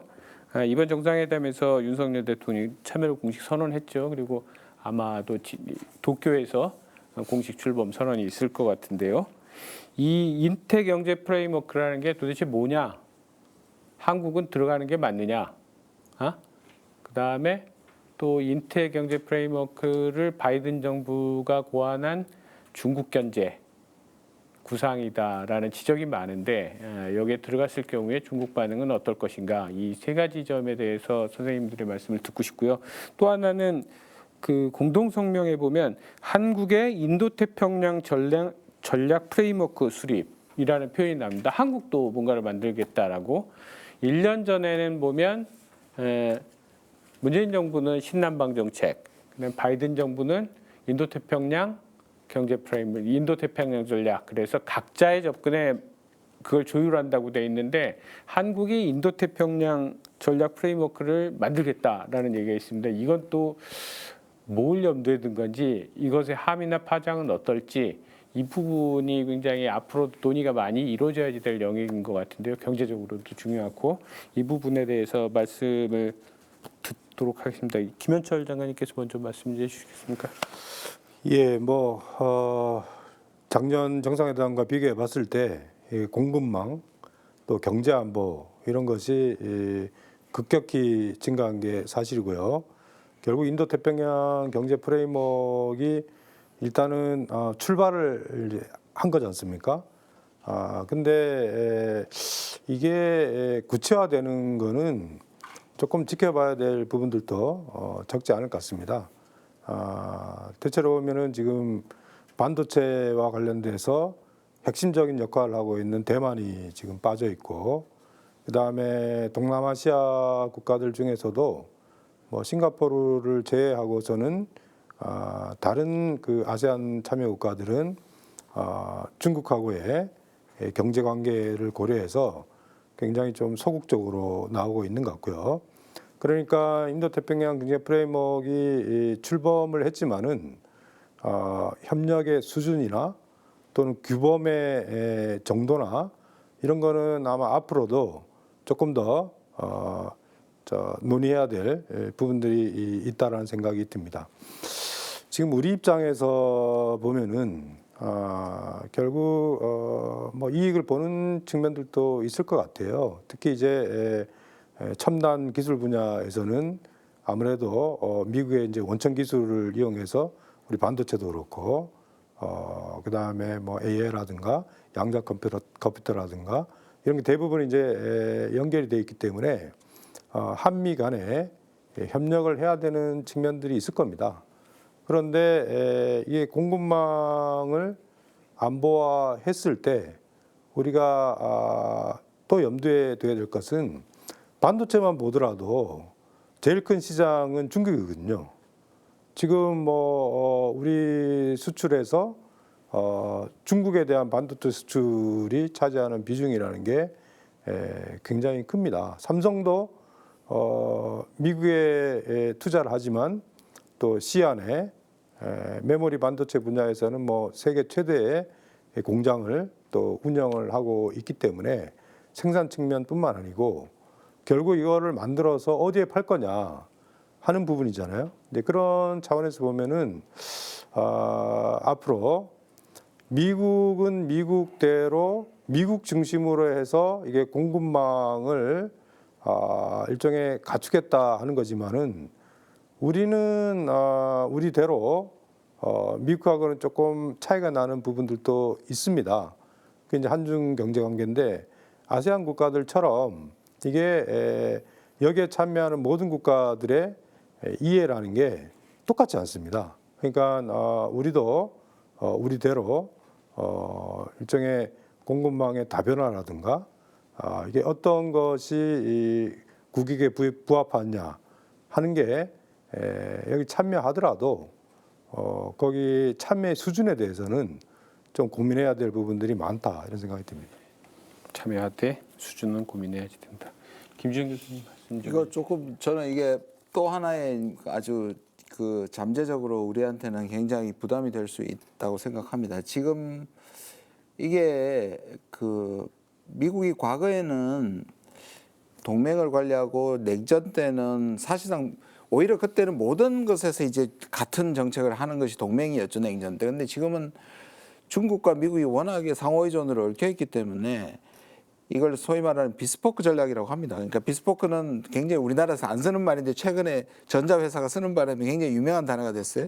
이게 맞춤형이라는 건데 이슈별로 다른 소다자를 계속 중첩적으로 만드는 겁니다. 파이브아이즈라든지 쿼드라든지 그다음 오커스라든지 그다음에 이제 IPEF인데요. 그다음에 지금 또 사이버 쪽으로 나토하고 한국 연결시키고 있고 이런 것들을 이제 중첩적으로 중국을 다 견제하는 겁니다. 그러니까 중국을 상대로 하는 건데 이 부분은 공급망을 중국 빼고 모혈합니다. 딱 쉽게 얘기하면 중국은 배제한 채 공급망을 반도체와 배터리를 만들겠다는 겁니다. 그런데 이거는 그 FTA가 아닙니다. 다시 말해서 다자기구나 조약이 아니기 때문에 이건 행정명령이거든요. 이거는 처음부터 백지고 이 백지는 바이든 행정부가 의회의 간섭 없이 마음대로 그릴 수 있는 것이고 그 시작점에 한국을 들어온 이유가 이 규범을 만드는 거거든요. 그러면 우리가 이제 저는 규범을 만들 때 들어가야 된다는 윤석열 대통령의 말은 틀린 말이 아니에요. 근데 규범을 만들 때 우리가 미국과 우리 이익을 치열하게 따지고 이것이 대중 봉쇄에 우리가 활용되는 것들을 철저히 준비하지 않고 가면 우리가 돌격대가 되는 거예요. 우리 돌격 앞으로 했는데 아무도 안 따라와요. 결국 우리만 맞게 되거든요. 저는 IPF 자체가 중국이 우리가 들어갔다고 해서 중국이 우리를 제재할 수는 없는 거예요. 그런데 이 협의체가 나중에 중국을 봉쇄해 가면 말씀하신 것처럼 우리 60%의 반도체를 중국에 수출하는데 이거 중국이 무기가 될 수 있고요, 우리한테. 그럼 왜 아니 중국이 하는 거는 우리한테 팔기만 하고 우리는 실질적으로 공급망에 안 집어넣는 것들을 중국 어떻게 받아들일까요? 또 그게 가능하느냐는 문제도 있고요. 그렇게 보면 앞으로 이게 치밀하게 해야 되는 부분인데 이거를 너무 쉽게 자동문처럼 열어줬다는 느낌이 좀 있습니다, 저는. 이게 한미 간에 그리고 심지어 이제 이런 거죠. 시안에 있는 거 다 빼. 미국한테 갖다 줘. 지금은 사실 현대나 삼성은 조지아주나 텍사스에서 이제 이걸 가져왔을 때 미국이 상당히 세제 혜택을 주고 나름대로 기업 측면에서는 이익이 있을 거예요. 근데 이제 이미 중국에 투자했던 걸 다 빼가지고 미국에 가져와라는 압박이 가게 되고 또 그뿐만 아니라 다른 중소기업들이 다 그런 방식으로 중국 배제하게 되면 이게 우리한테는 엄청난 부담으로 다가올 건데 그거 할 자신이 있고 저렇게 모든 면에서 같은가. 또 한 가지만 더 말씀드릴게요. 지금 미국이 가장 원하는 게 뭐냐면 아세안 국가를 설득하라는 거예요. 우리 보고. 아세안 국가들이 마음대로 안 움직이니까. 인도 태평양 할 때도 아세안 국가들이 뭐냐면 포용성, 개방성, 투명성이다. 우리는 중국 봉쇄 싫다. 해가지고 아세안이 버틴 거거든요. 이번엔 시작부터 한국이 니들 아세안하고 사이 좋지 않느냐. 아세안 애들 설득시켜 와. 그럼 우리 할 거냐. 지금 이런 문제가 앞으로 산적해 있는데 이거를 그냥 아주 단순하게 경제적 문제로 당연하죠. 원천 기술에 미국을 거절하지 못할 겁니다. 사실 그래서 제가 작년에도 문재인 정부도 IPF는 간다는 기본적인 그러나 고심 끝에 가는 것이고 속도 조절해야 되고 대중 봉쇄로는 안 가야 된다는 원칙이 세워져 있는데 지금 약간 자동문 같아요. 이걸 어떻게 감당할지 걱정입니다. 제가 자꾸 너무 심각하게 얘기를 하는데 그런 뜻이 좀 있습니다. 실제로 이 약간 잠재적인 시한폭탄 같은 요소들이 있습니다. 뭐 웃어야 할 땐 웃고 울어야 할 땐 웃고 화내야 할 땐 화내야지 되니까요. 심각해야지 될 때 심각해야지 되겠죠. 김정섭 부소장님도 좀 말씀 좀. 비슷한 뭐 맥락에서 말씀드려야 될 것 같은데요. IPF는 뭐 당연히 이제 대중연재 성격이고요. 뭐 우리 대통령실에서 뭐 이분법적으로 볼 것은 아니다 그랬지만 뭐 사실은 여기 중국이 들어올 리는 없지 않습니까? 그러니까 당연히 이제 중국을 배제하는 또 다른 또 미국 주도의 어떤 블록이 될 텐데 이제 이것에 만약에 들어간다고 이미 했으니까 뭐 그 결정 자체를 지금 뭐 논의하는 것은 큰 의미는 없을 것 같고 앞으로 중요한 것은 거기 들어가서 아까 김준영 교수님 말씀하신 대로 우리가 잘 심사숙고하면서 스탠스를 좀 잘 잡는 문제가 하나 있을 것 같고요. 또 하나는 이제 중국하고 계속해서 어떤 전략 대화라든지 어떤 그런 고위급 소통 그 노력을 잘 해야 될 것 같습니다. 그러니까 이게 한미 동맹에서는 리스크가 분명히 한중 관계에 있는데 리스크가 있으면 그냥 그대로 방치하는 것이 아니라 잘 관리를 해야죠. 한중 관계 그 대화를 통해서 그래서 피해를 최소화하는 노력 역시 같이 중요하다고 생각이 들고요. 그리고 아까 질문하신 것 중에 이제 한국의 인도 태평양 전략 프레임워크 말씀하셨거든요. 이거는 이제 뭐 문재인 정부 때는 우리가 이제 신남방 정책이 있으니까 이걸 통해서 미국의 인도 태평양 전략과의 연계점을 찾아서 협력하겠다. 뭐 이렇게 대응을 해왔는데 이번에 이제 한국도 인도 태평양 뭐 이것이 전략이 될지 구상이 될지 프레임워크가 될지 이런 게 만들겠다는 건데 사실은 뭐 그럴 필요도 있다고 봅니다. 왜냐하면은 이것이 많은 나라들이 인도 태평양 뭐 그런 구상 전략 뭐 비전 이런 것들을 다 발표하고 있지 않습니까? 뭐 일본뿐만이 아니라 뭐 호주, 유럽 뭐 이런 나라들이 다 그렇기 때문에 우리나라 위상으로 봤을 때 우리도 우리만의 인도 태평양 뭐 구상이라든지 뭐 이런 것들을 차제에 만들어서 우리가 이 지역 질서를 어떻게 보는지 우리가 이 지역에서 여러 파트너들과 어떤 협력을 할 것인지를 이렇게 만드는 거는 저는 뭐 괜찮다고 봅니다. 이제 다만 이제 여기서 중요한 건 뭐냐면은 과연 한미 동맹하고 이 우리가 만들려는 인도 태평양 그런 프레임워크랑 그 관계가 어떻게 되냐는 거죠. 그러니까 이게 단순히 어떤 한미 동맹의 어떤 하나의 수단처럼 한미 동맹의 하위 개념처럼 이렇게 만들면은 이거는 뭐 거의 뭐 우리 외교 자율성 굉장히 뭐 사실 줄어들 것이고 또 다른 국가들이 보기에도 한국은 이제 미국의 인태 전략을 추종하는 뭐 이런 플레이어로 비칠 거기 때문에 이것은 상당히 바람직하지 않고요. 그거보다는 우리만의 인태의 어떤 구상을 좀 밝히고 그 안에서의 한미 동맹이 위치 지어져야 되겠죠. 예, 그래서 이런 방향으로 우리만의 인태 어떤 이 지역에 대한 우리 나름의 생각 같은 것들은 좀 밝힐 필요가 있다. 그리고 그것은 어디까지나 이 지역에 대해서 우리나라가 어떻게 기여할 것인지, 우리가 어떤 역할을 할 것인지 굉장히 긍정적인 톤으로 이렇게 마련하면 되지 않을까 싶습니다. 저는 대안을 하나 제시하고 싶어요. 너무 계속 문제를 심각하게만 만들었는데 아까 말씀드린 것처럼 인도태평양을 대하는 아세안 국가의 전략이 뭐냐면 투명성, 개방성, 포용성입니다. 그러니까 아세안 국가가 오히려 인도태평양이 대중 봉쇄 정책으로 가지 않게 만드는 데 상당한 역할을 했습니다. 미국의 의도와는 달리. 똑같이 쿼드에서 인도가 이 쿼드가 실질적으로 대중 봉쇄 안보 동맹으로 가는 것을 상당히 지금 제어하고 있습니다. 그러면 IPEF는 규범을 정할 때 우리가 미국의 원하는 대중 봉쇄가 아니라 지금 이번에도 밝혔지 않습니까? 미국 스스로도 이게 중국 포위가 아니라 포용성, 개방성, 투명성이라고 얘기했는데 이걸 우리가 100%, 120% 활용해가지고 이것은 포용적으로 가야 된다고 오히려 그 정도의 우리가 외교력이 필요한 거죠. 그래서 제가 대안은 있는데 오히려 한국 정부의 지금 특성상 그걸 자동문으로 미국이 원하는 방식의 돌격대가 되는 것이 가장 우려되는 부분이긴 합니다. 예.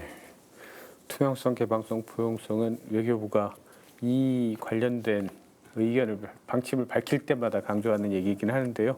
앞으로 어떨지는 좀 더 지켜보시면 되지 않을까 싶습니다. 이 경제안보 얘기를 해봐야 될 것 같습니다. 뭐 윤석열 대통령 요소수 사태나 이런 걸 지적하는데 반도체가 안보의 핵심이 되는 상황, 그런 시대에 살고 있는 것 같다는 생각이 들고요. 그런 점에서 이제 경제 안보가 굉장히 중요한 개념으로 떠오르고 있는데요. 정상회담에서 이것과 관련해서 제가 보기에는 이게 상당히 걱정스럽다는 생각이 드는 문장이 하나 있었습니다. 양 정상은 공동의 민주주의 원칙과 보편적 가치에 맞게 기술을 개발, 사용, 발전시킬 것을 약속하였다라고 되어 있습니다.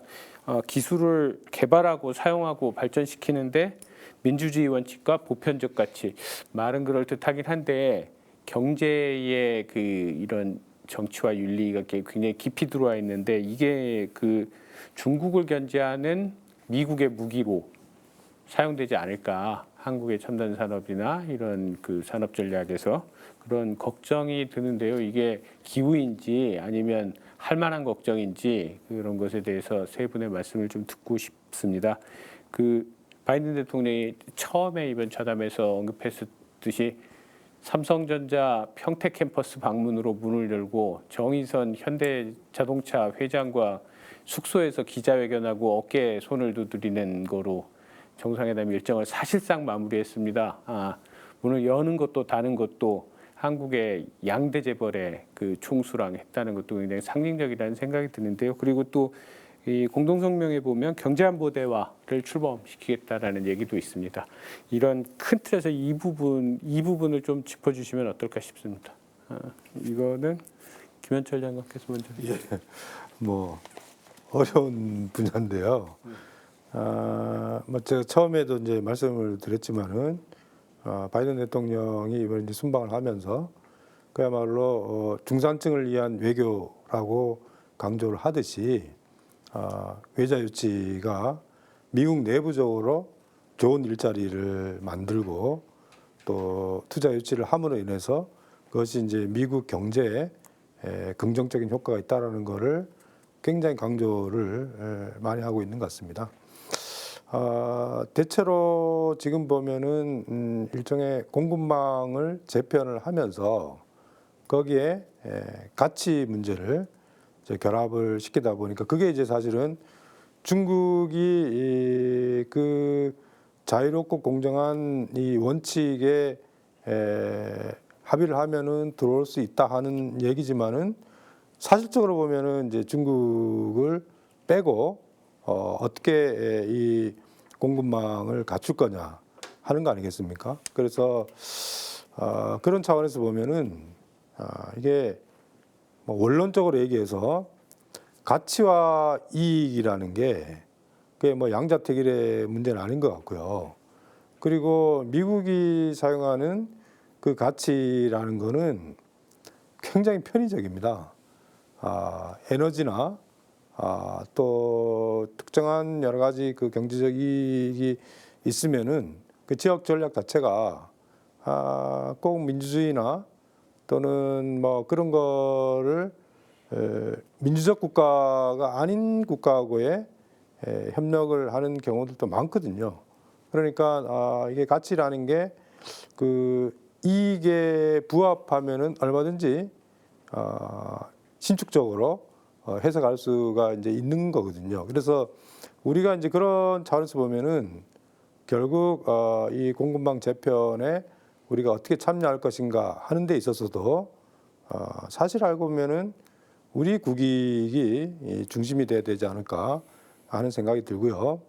앞으로 우리가 좀 고민해 봐야 될 거는 이거 같습니다. 그러니까 기업의 이익과 국가의 이익이 합치하는 부분들도 있지만 또 차이가 나는 부분들도 분명히 존재를 할 겁니다. 그러니까 뭐 반도체라든가 배터리라든가 이런 것이 이 삼성이나 현대의 이해에 부합하는 측면들이 있지만은 물론 이제 이게 우리 한국 경제에서 차지하는 위상과 비중이 너무 커진 것도 문제고요.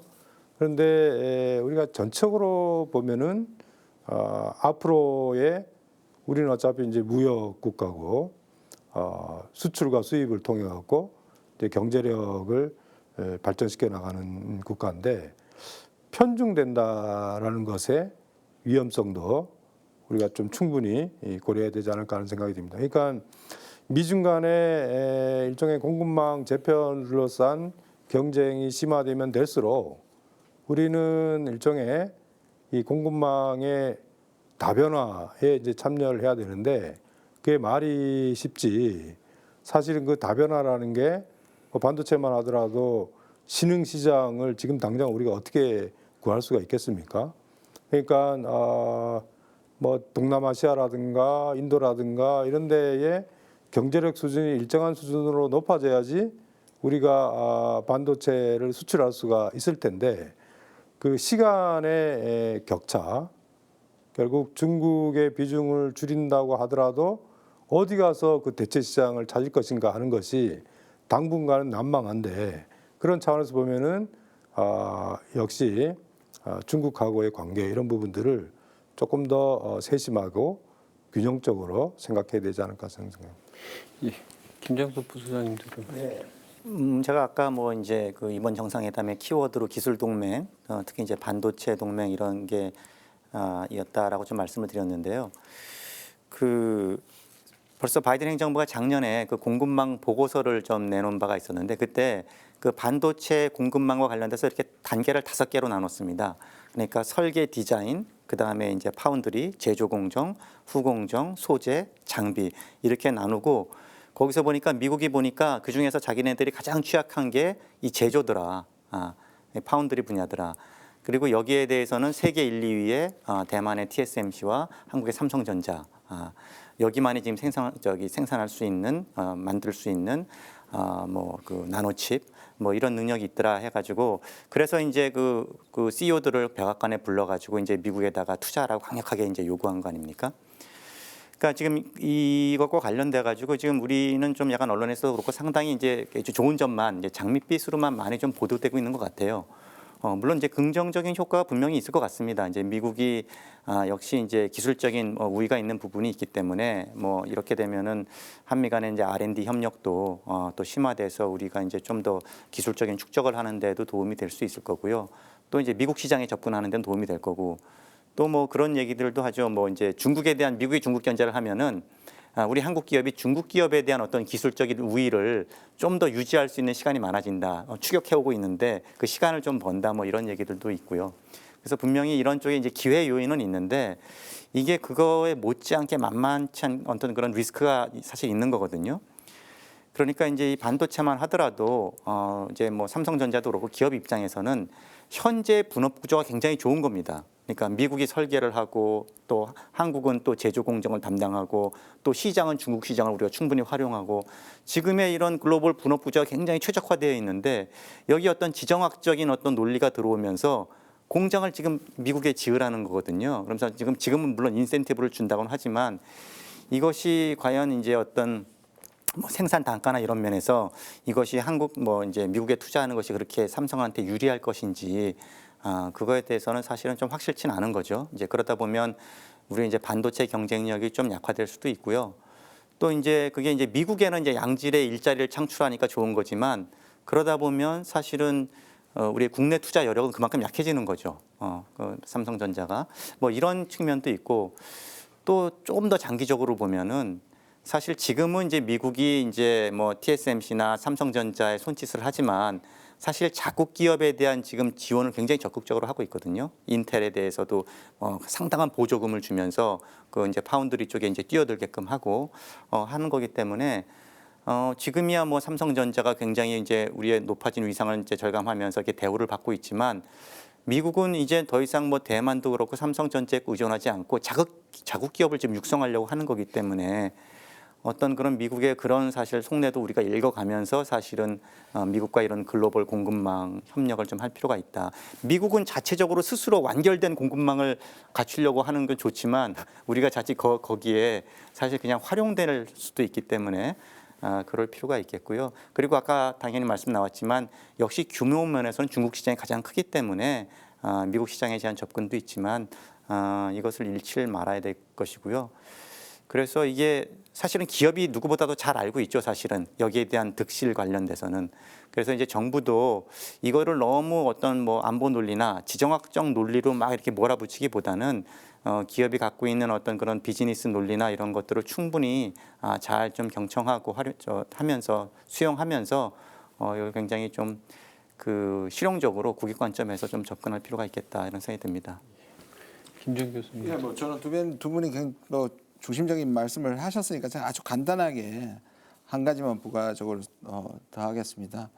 이게 경제 안보라는 말이 경제도 안보에 굉장히 중요하고 국익에 중요하다는 말에 단순한 의미를 포함하면 괜찮은데 이게 사실 미국이 스스로 만들어 놓은 자유주의 무역 질서를 스스로 포기하는 겁니다. 그러니까 뭐 그냥 대놓고 얘기를 하면 미국이 자기들의 자신이 없으니까 경제 외적인 걸 가져와서 시장 논리를 교란시키는 겁니다. 아까 자의적이라는 말씀도 하셨는데 이거를 완전히 재편한다는 거는 과거에 특정 국가에 대해서 아주 일부 뭐 독재 국가에서 수입하는 문제가 아니고 세계 질서를 경제 외적인 걸 가져와서 재편한다는 거거든요.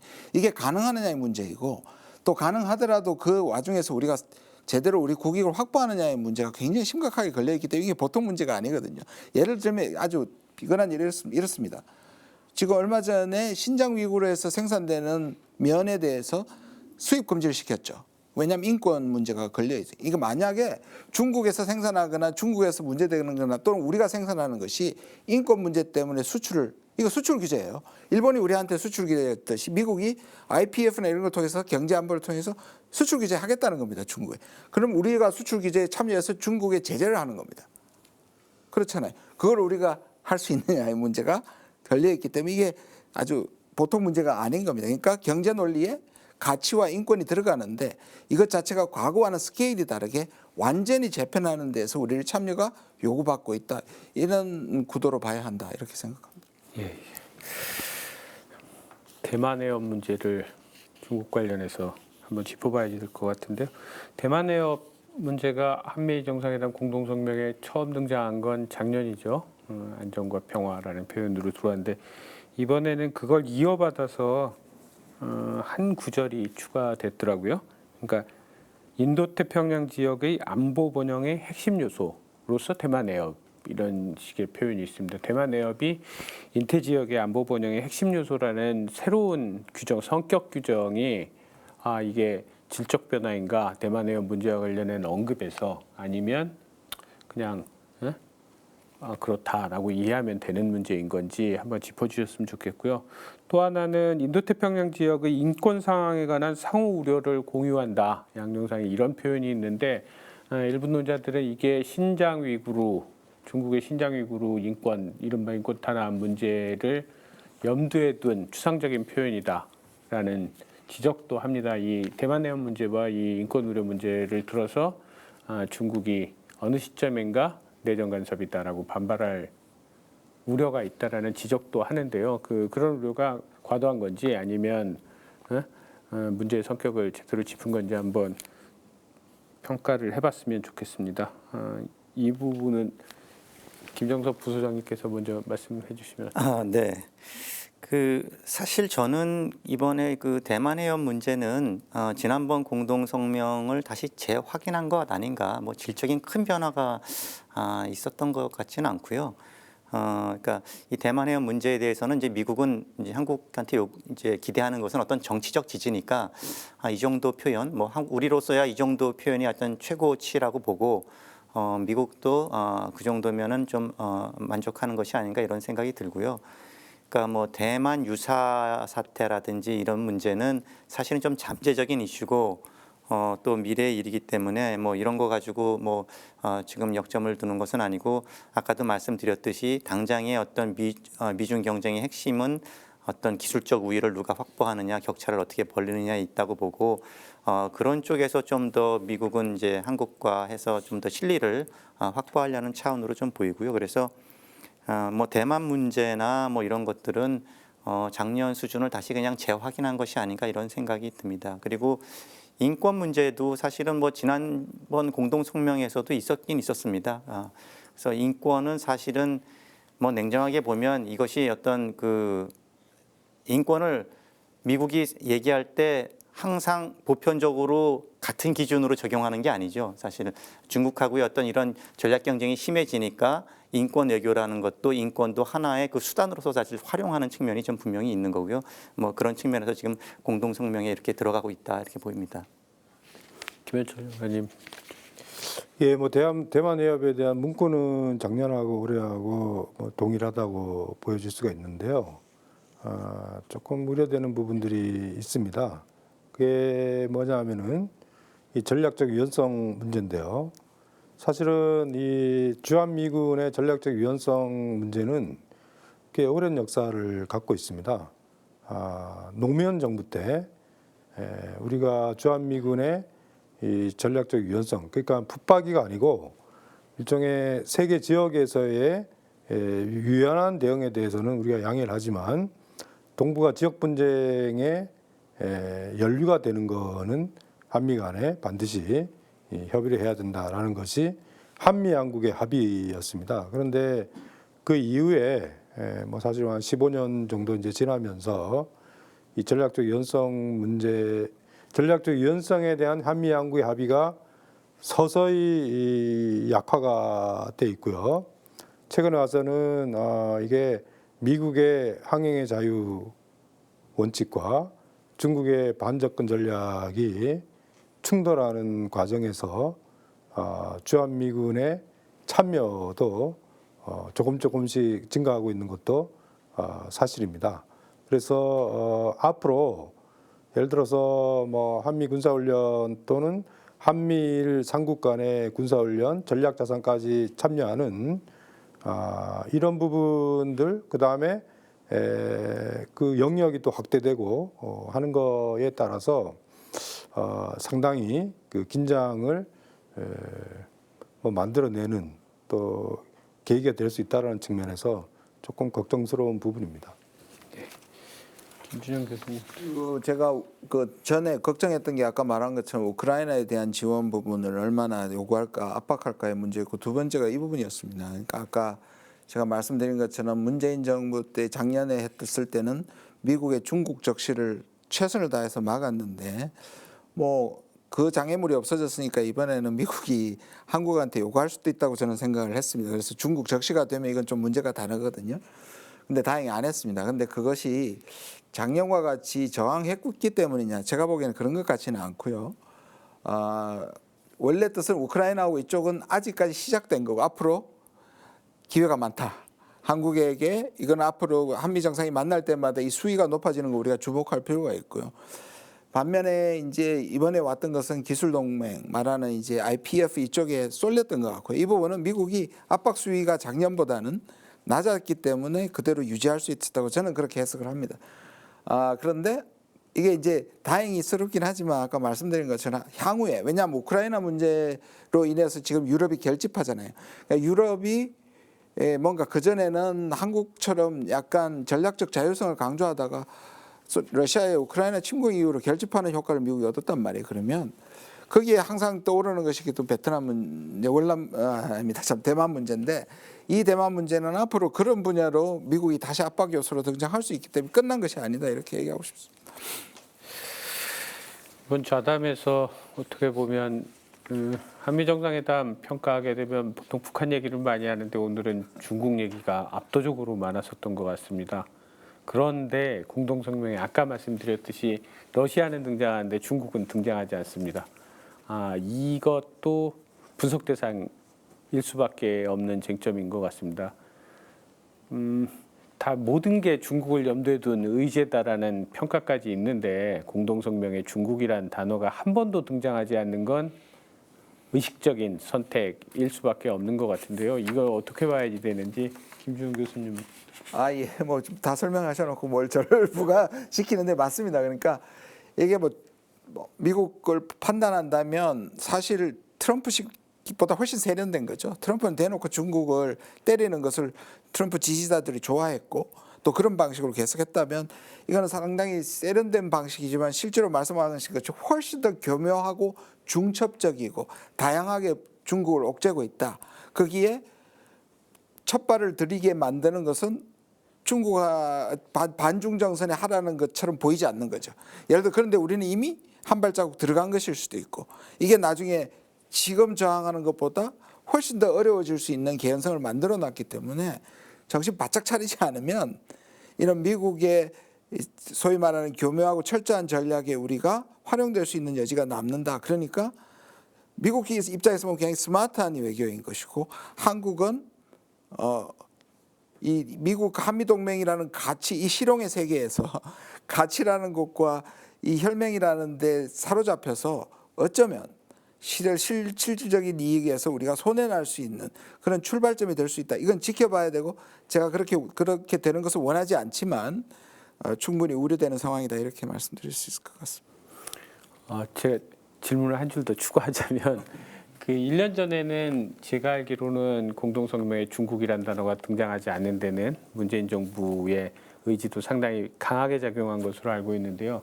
이번에도 윤석열 정부의 의지가 강하게 작용한 건지 아니면 뭐 그 바이든 정부의 그 선택이 더 중요한 건지 그것도 한 말씀. 제가 이미 말씀드린 것 같은데 아니다. 윤석열 정부가 이것을 막아낸 것은 아닌 것으로 보이고요.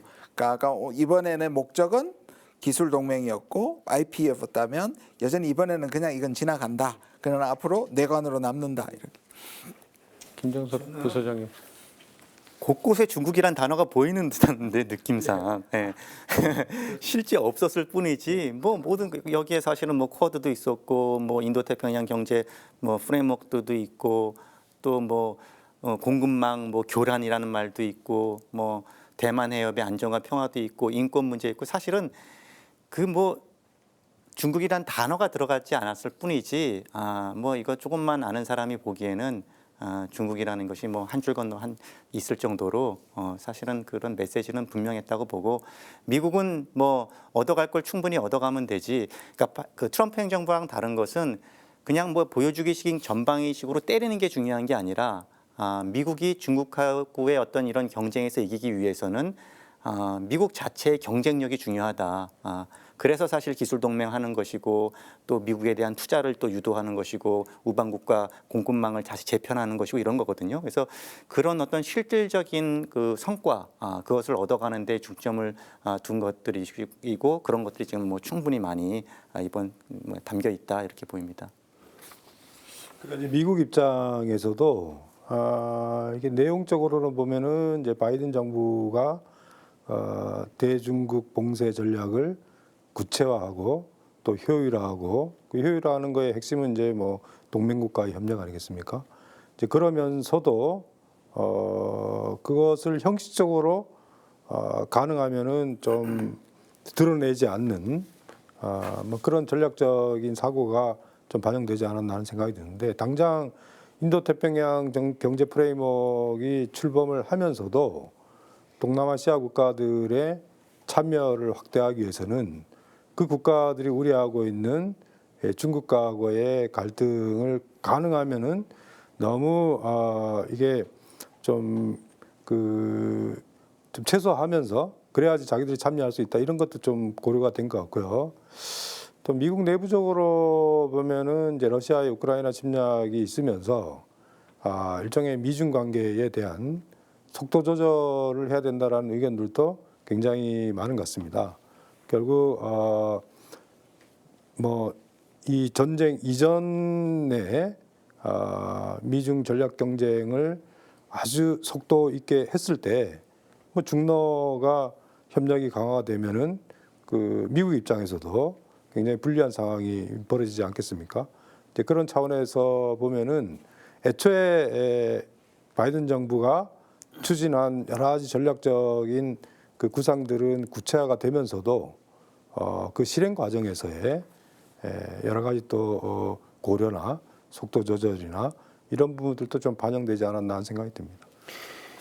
예, 좌담이 길어지고 있으면 거의 마무리 국면이 다 돼가는데요.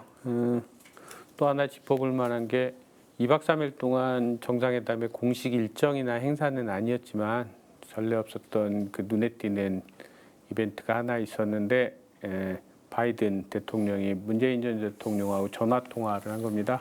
그 21일 날 정상회담과 만찬 사이 시간에 한 10분 정도 했다고 하는데요. 애초에는 비공식적이고 개인적인 만남을 하려고 하다가 구체적인 이유는 설명하지 않고 만남은 취소되고 전화로 대체됐는데 이게 미국의 현직 대통령이 한국에 정상회담을 하러 와서 전직 대통령을 만난 적이 없습니다. 확인해 본 바로는. 그래서 이게 전례 없는 이벤트인데 이게 정권 교체가 된 지 얼마 안 돼서 하는 그런 의례적인 인사성 전화 통화인 건지 아니면 외교적으로 짚어볼 만한 함의가 담겨 있는 건지 그것에 대해서 여러 가지 말들이 많이 나오는데요. 짧게 한 말씀씩 김현철. 예, 뭐 너무 과잉 해석할 필요는 없을 것 같아요. 뭐 바이든 대통령 입장에서 문재인 대통령하고 이 한미 관계를 포괄적 동맹으로 진화시킨 거에 대한 뭐 나름대로의 어떤 평가들도 있을 것 같고요. 외교도 사람이 하는 겁니다. 결국에는 친구 사이가 되는 거고요. 이제 그런 차원에서 아마 이게 선거 전부터 논의를 하다 보니까 나름대로의 그 만남이 그 추진을 한 건데 국내적으로 너무 정치적으로 좀 과잉 해석이 되다 보니까 좀 부담을 느끼지 않았나. 그래서 아마 전화 통화를 하지 않았나 하는 생각이 듭니다. 김정석 부소장님. 네, 상당히 사실 이례적이라고 보이고요. 저는 뭐 단순히 뭐 친분 때문에 그런 것을 추진했다고 생각은 안 합니다. 그러니까 그 미국 대통령이 와서 하나하나의 모든 행보가 다 메시지고 의미를 담고 있는데 뭐 그 전에 뭐 친분 때문에 다시 한번 만나고 싶다라고 했을 것 같지는 않고요. 다만 그렇다고 해서 뭐 일각에서 나오는 특사는 사실 좀 아닌 것 같아요. 특사라는 거는 기본적으로 뭐 미국 대통령이 특사가 아닌다면 이제 한국 대통령이 특사가 돼야 되는데 그거는 이제 한국 대통령의 신임을 받는 사람이 가야 의미가 있는 것인데 그렇지 않기 때문에 그건 아니라고 보고 저는 오히려 바이든 대통령 입장에서 봤을 때 이번 이제 대선 결과도 잘 봤을 거고요. 한국에 사실은 이제 뭐 절반이었지 않습니까? 그러다 보니까 이 뭐 한반도 문제나 뭐 여타 이런 중요한 이슈들에 대해서 지금 현 정부는 이제 윤석열 정부지만 이 문재인 대통령으로 이제 대변되는 어떤 이 진보 진영 50%가 한국 사회에 있다라는 것을 알고 있고 그래서 그에 대한 그런 의견도 듣고 이걸 한번 그래서 균형되게 좀 파악하고 싶었던 거 아닌가 좀 이런 생각이 들고 특히 이제 뭐 바이든 대통령 입장에서는 이 뭐 좀 뭐 억제 아까 뭐 좀 더 중점을 둔다고 했고 대화와 관여보다는 그런다고 했지만 한반도 문제는 좀 안정적으로 관리하는 것을 당연히 원하고 있을 거거든요. 또 혹시나 한국 보수 정부가 좀 더 강대강으로 가서 이렇게 여기가 불안정해진다든가 이런 것은 원치 않기 때문에 진보 진영을 대표하는 전직 대통령의 의견 이런 걸 통해서 한국 사회의 절반이 생각하는 그런 생각들도 한번 충분히 한번 직접 들어보고 싶었던 것이 아닌가 이렇게 생각이 듭니다. 그 제가 처음에 왜 그 배후에서 정책협의회가 갔을 때 복구 재건에 대해서 미국에서 굉장히 불편해했고 작년 5월 20일을 상당히 바이블로 볼 정도이고 이 질문은 사실상 우리 그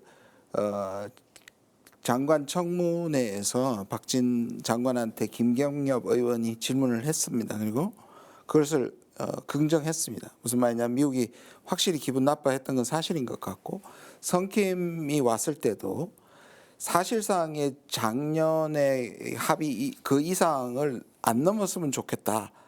라고까지 얘기를 했던 것을 저는 듣고 있습니다. 그렇게 보면 미국은 혹시라도 윤석열 정부가 지나치게 아까 우리 김정석 박사님 말씀하신 것처럼 대북 강경책이 너무 세져서 선제 타격이라든지 이런 것들 때문에 한반도까지 지금 러시아 중국에다가 한반도까지 물론 미국의 일부 세력은 오히려 저렇게 되면 북중로를 묶어야 한미일이 제대로 묶인다고 얘기하는 사람이 있겠지만 적어도 바이든 정부는 전략적 인내나 관리해야 된다.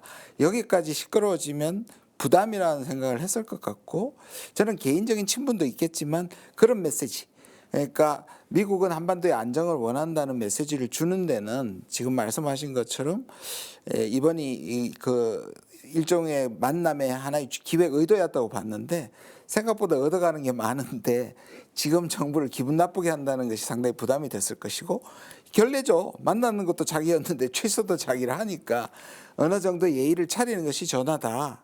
뭐 그 정도로 보면 될 것 같습니다. 예, 좌담을 이제 마무리해야 될 때가 된 것 같습니다. 마무리하기 전에요, 세 분 선생님들께 전체적으로 마무리 발언을 좀 부탁드립니다. 총평이든 아니면 사회자가 좀 미혹해서 꼭 말씀하시려고 준비해 오셨는데 제가 질문을 안 하는 바람에 못하신 말씀이 있으면 그것도 함께 해주시면 좋겠습니다. 김현철 장관 말씀드립니다. 예, 이게 우리가 이제 질서 변화 얘기하는데 제가 생각했을 때는 정말 우리가 한 번도 겪어보지 못한 새로운 국면이 펼쳐지고 있다는 생각이 듭니다. 세계화 시대가 끝났다 하는 국제 분업의 시대가 끝났다 하는 얘기 아니겠습니까?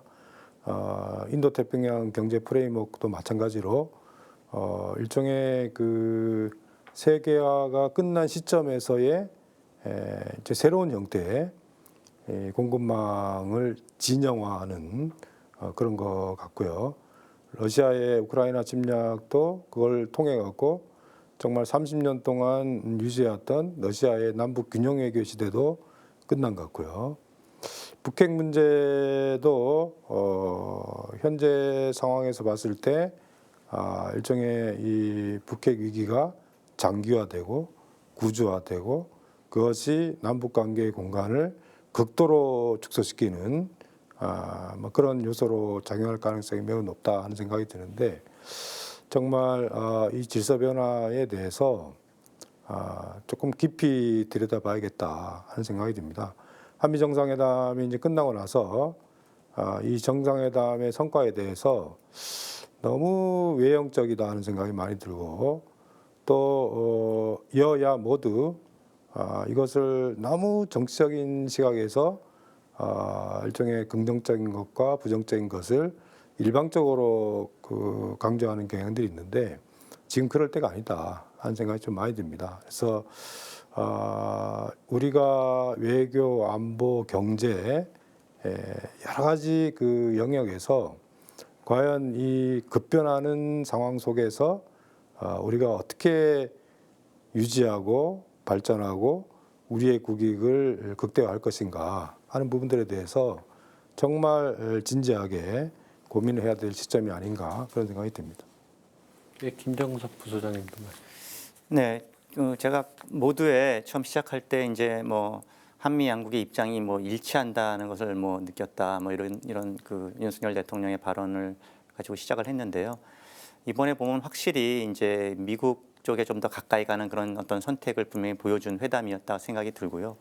그것이 이제 한미 관계, 한미 동맹 측면에서야 이제 좋은 어떤 방향성이라고 할 수 있겠지만 결국 중요한 것은 우리 전체 우리 외교 전략에서 또 다가오는 어떤 부담들 이런 것이 있기 때문에 이제 시작이다. 이제 숙제가 주어졌다.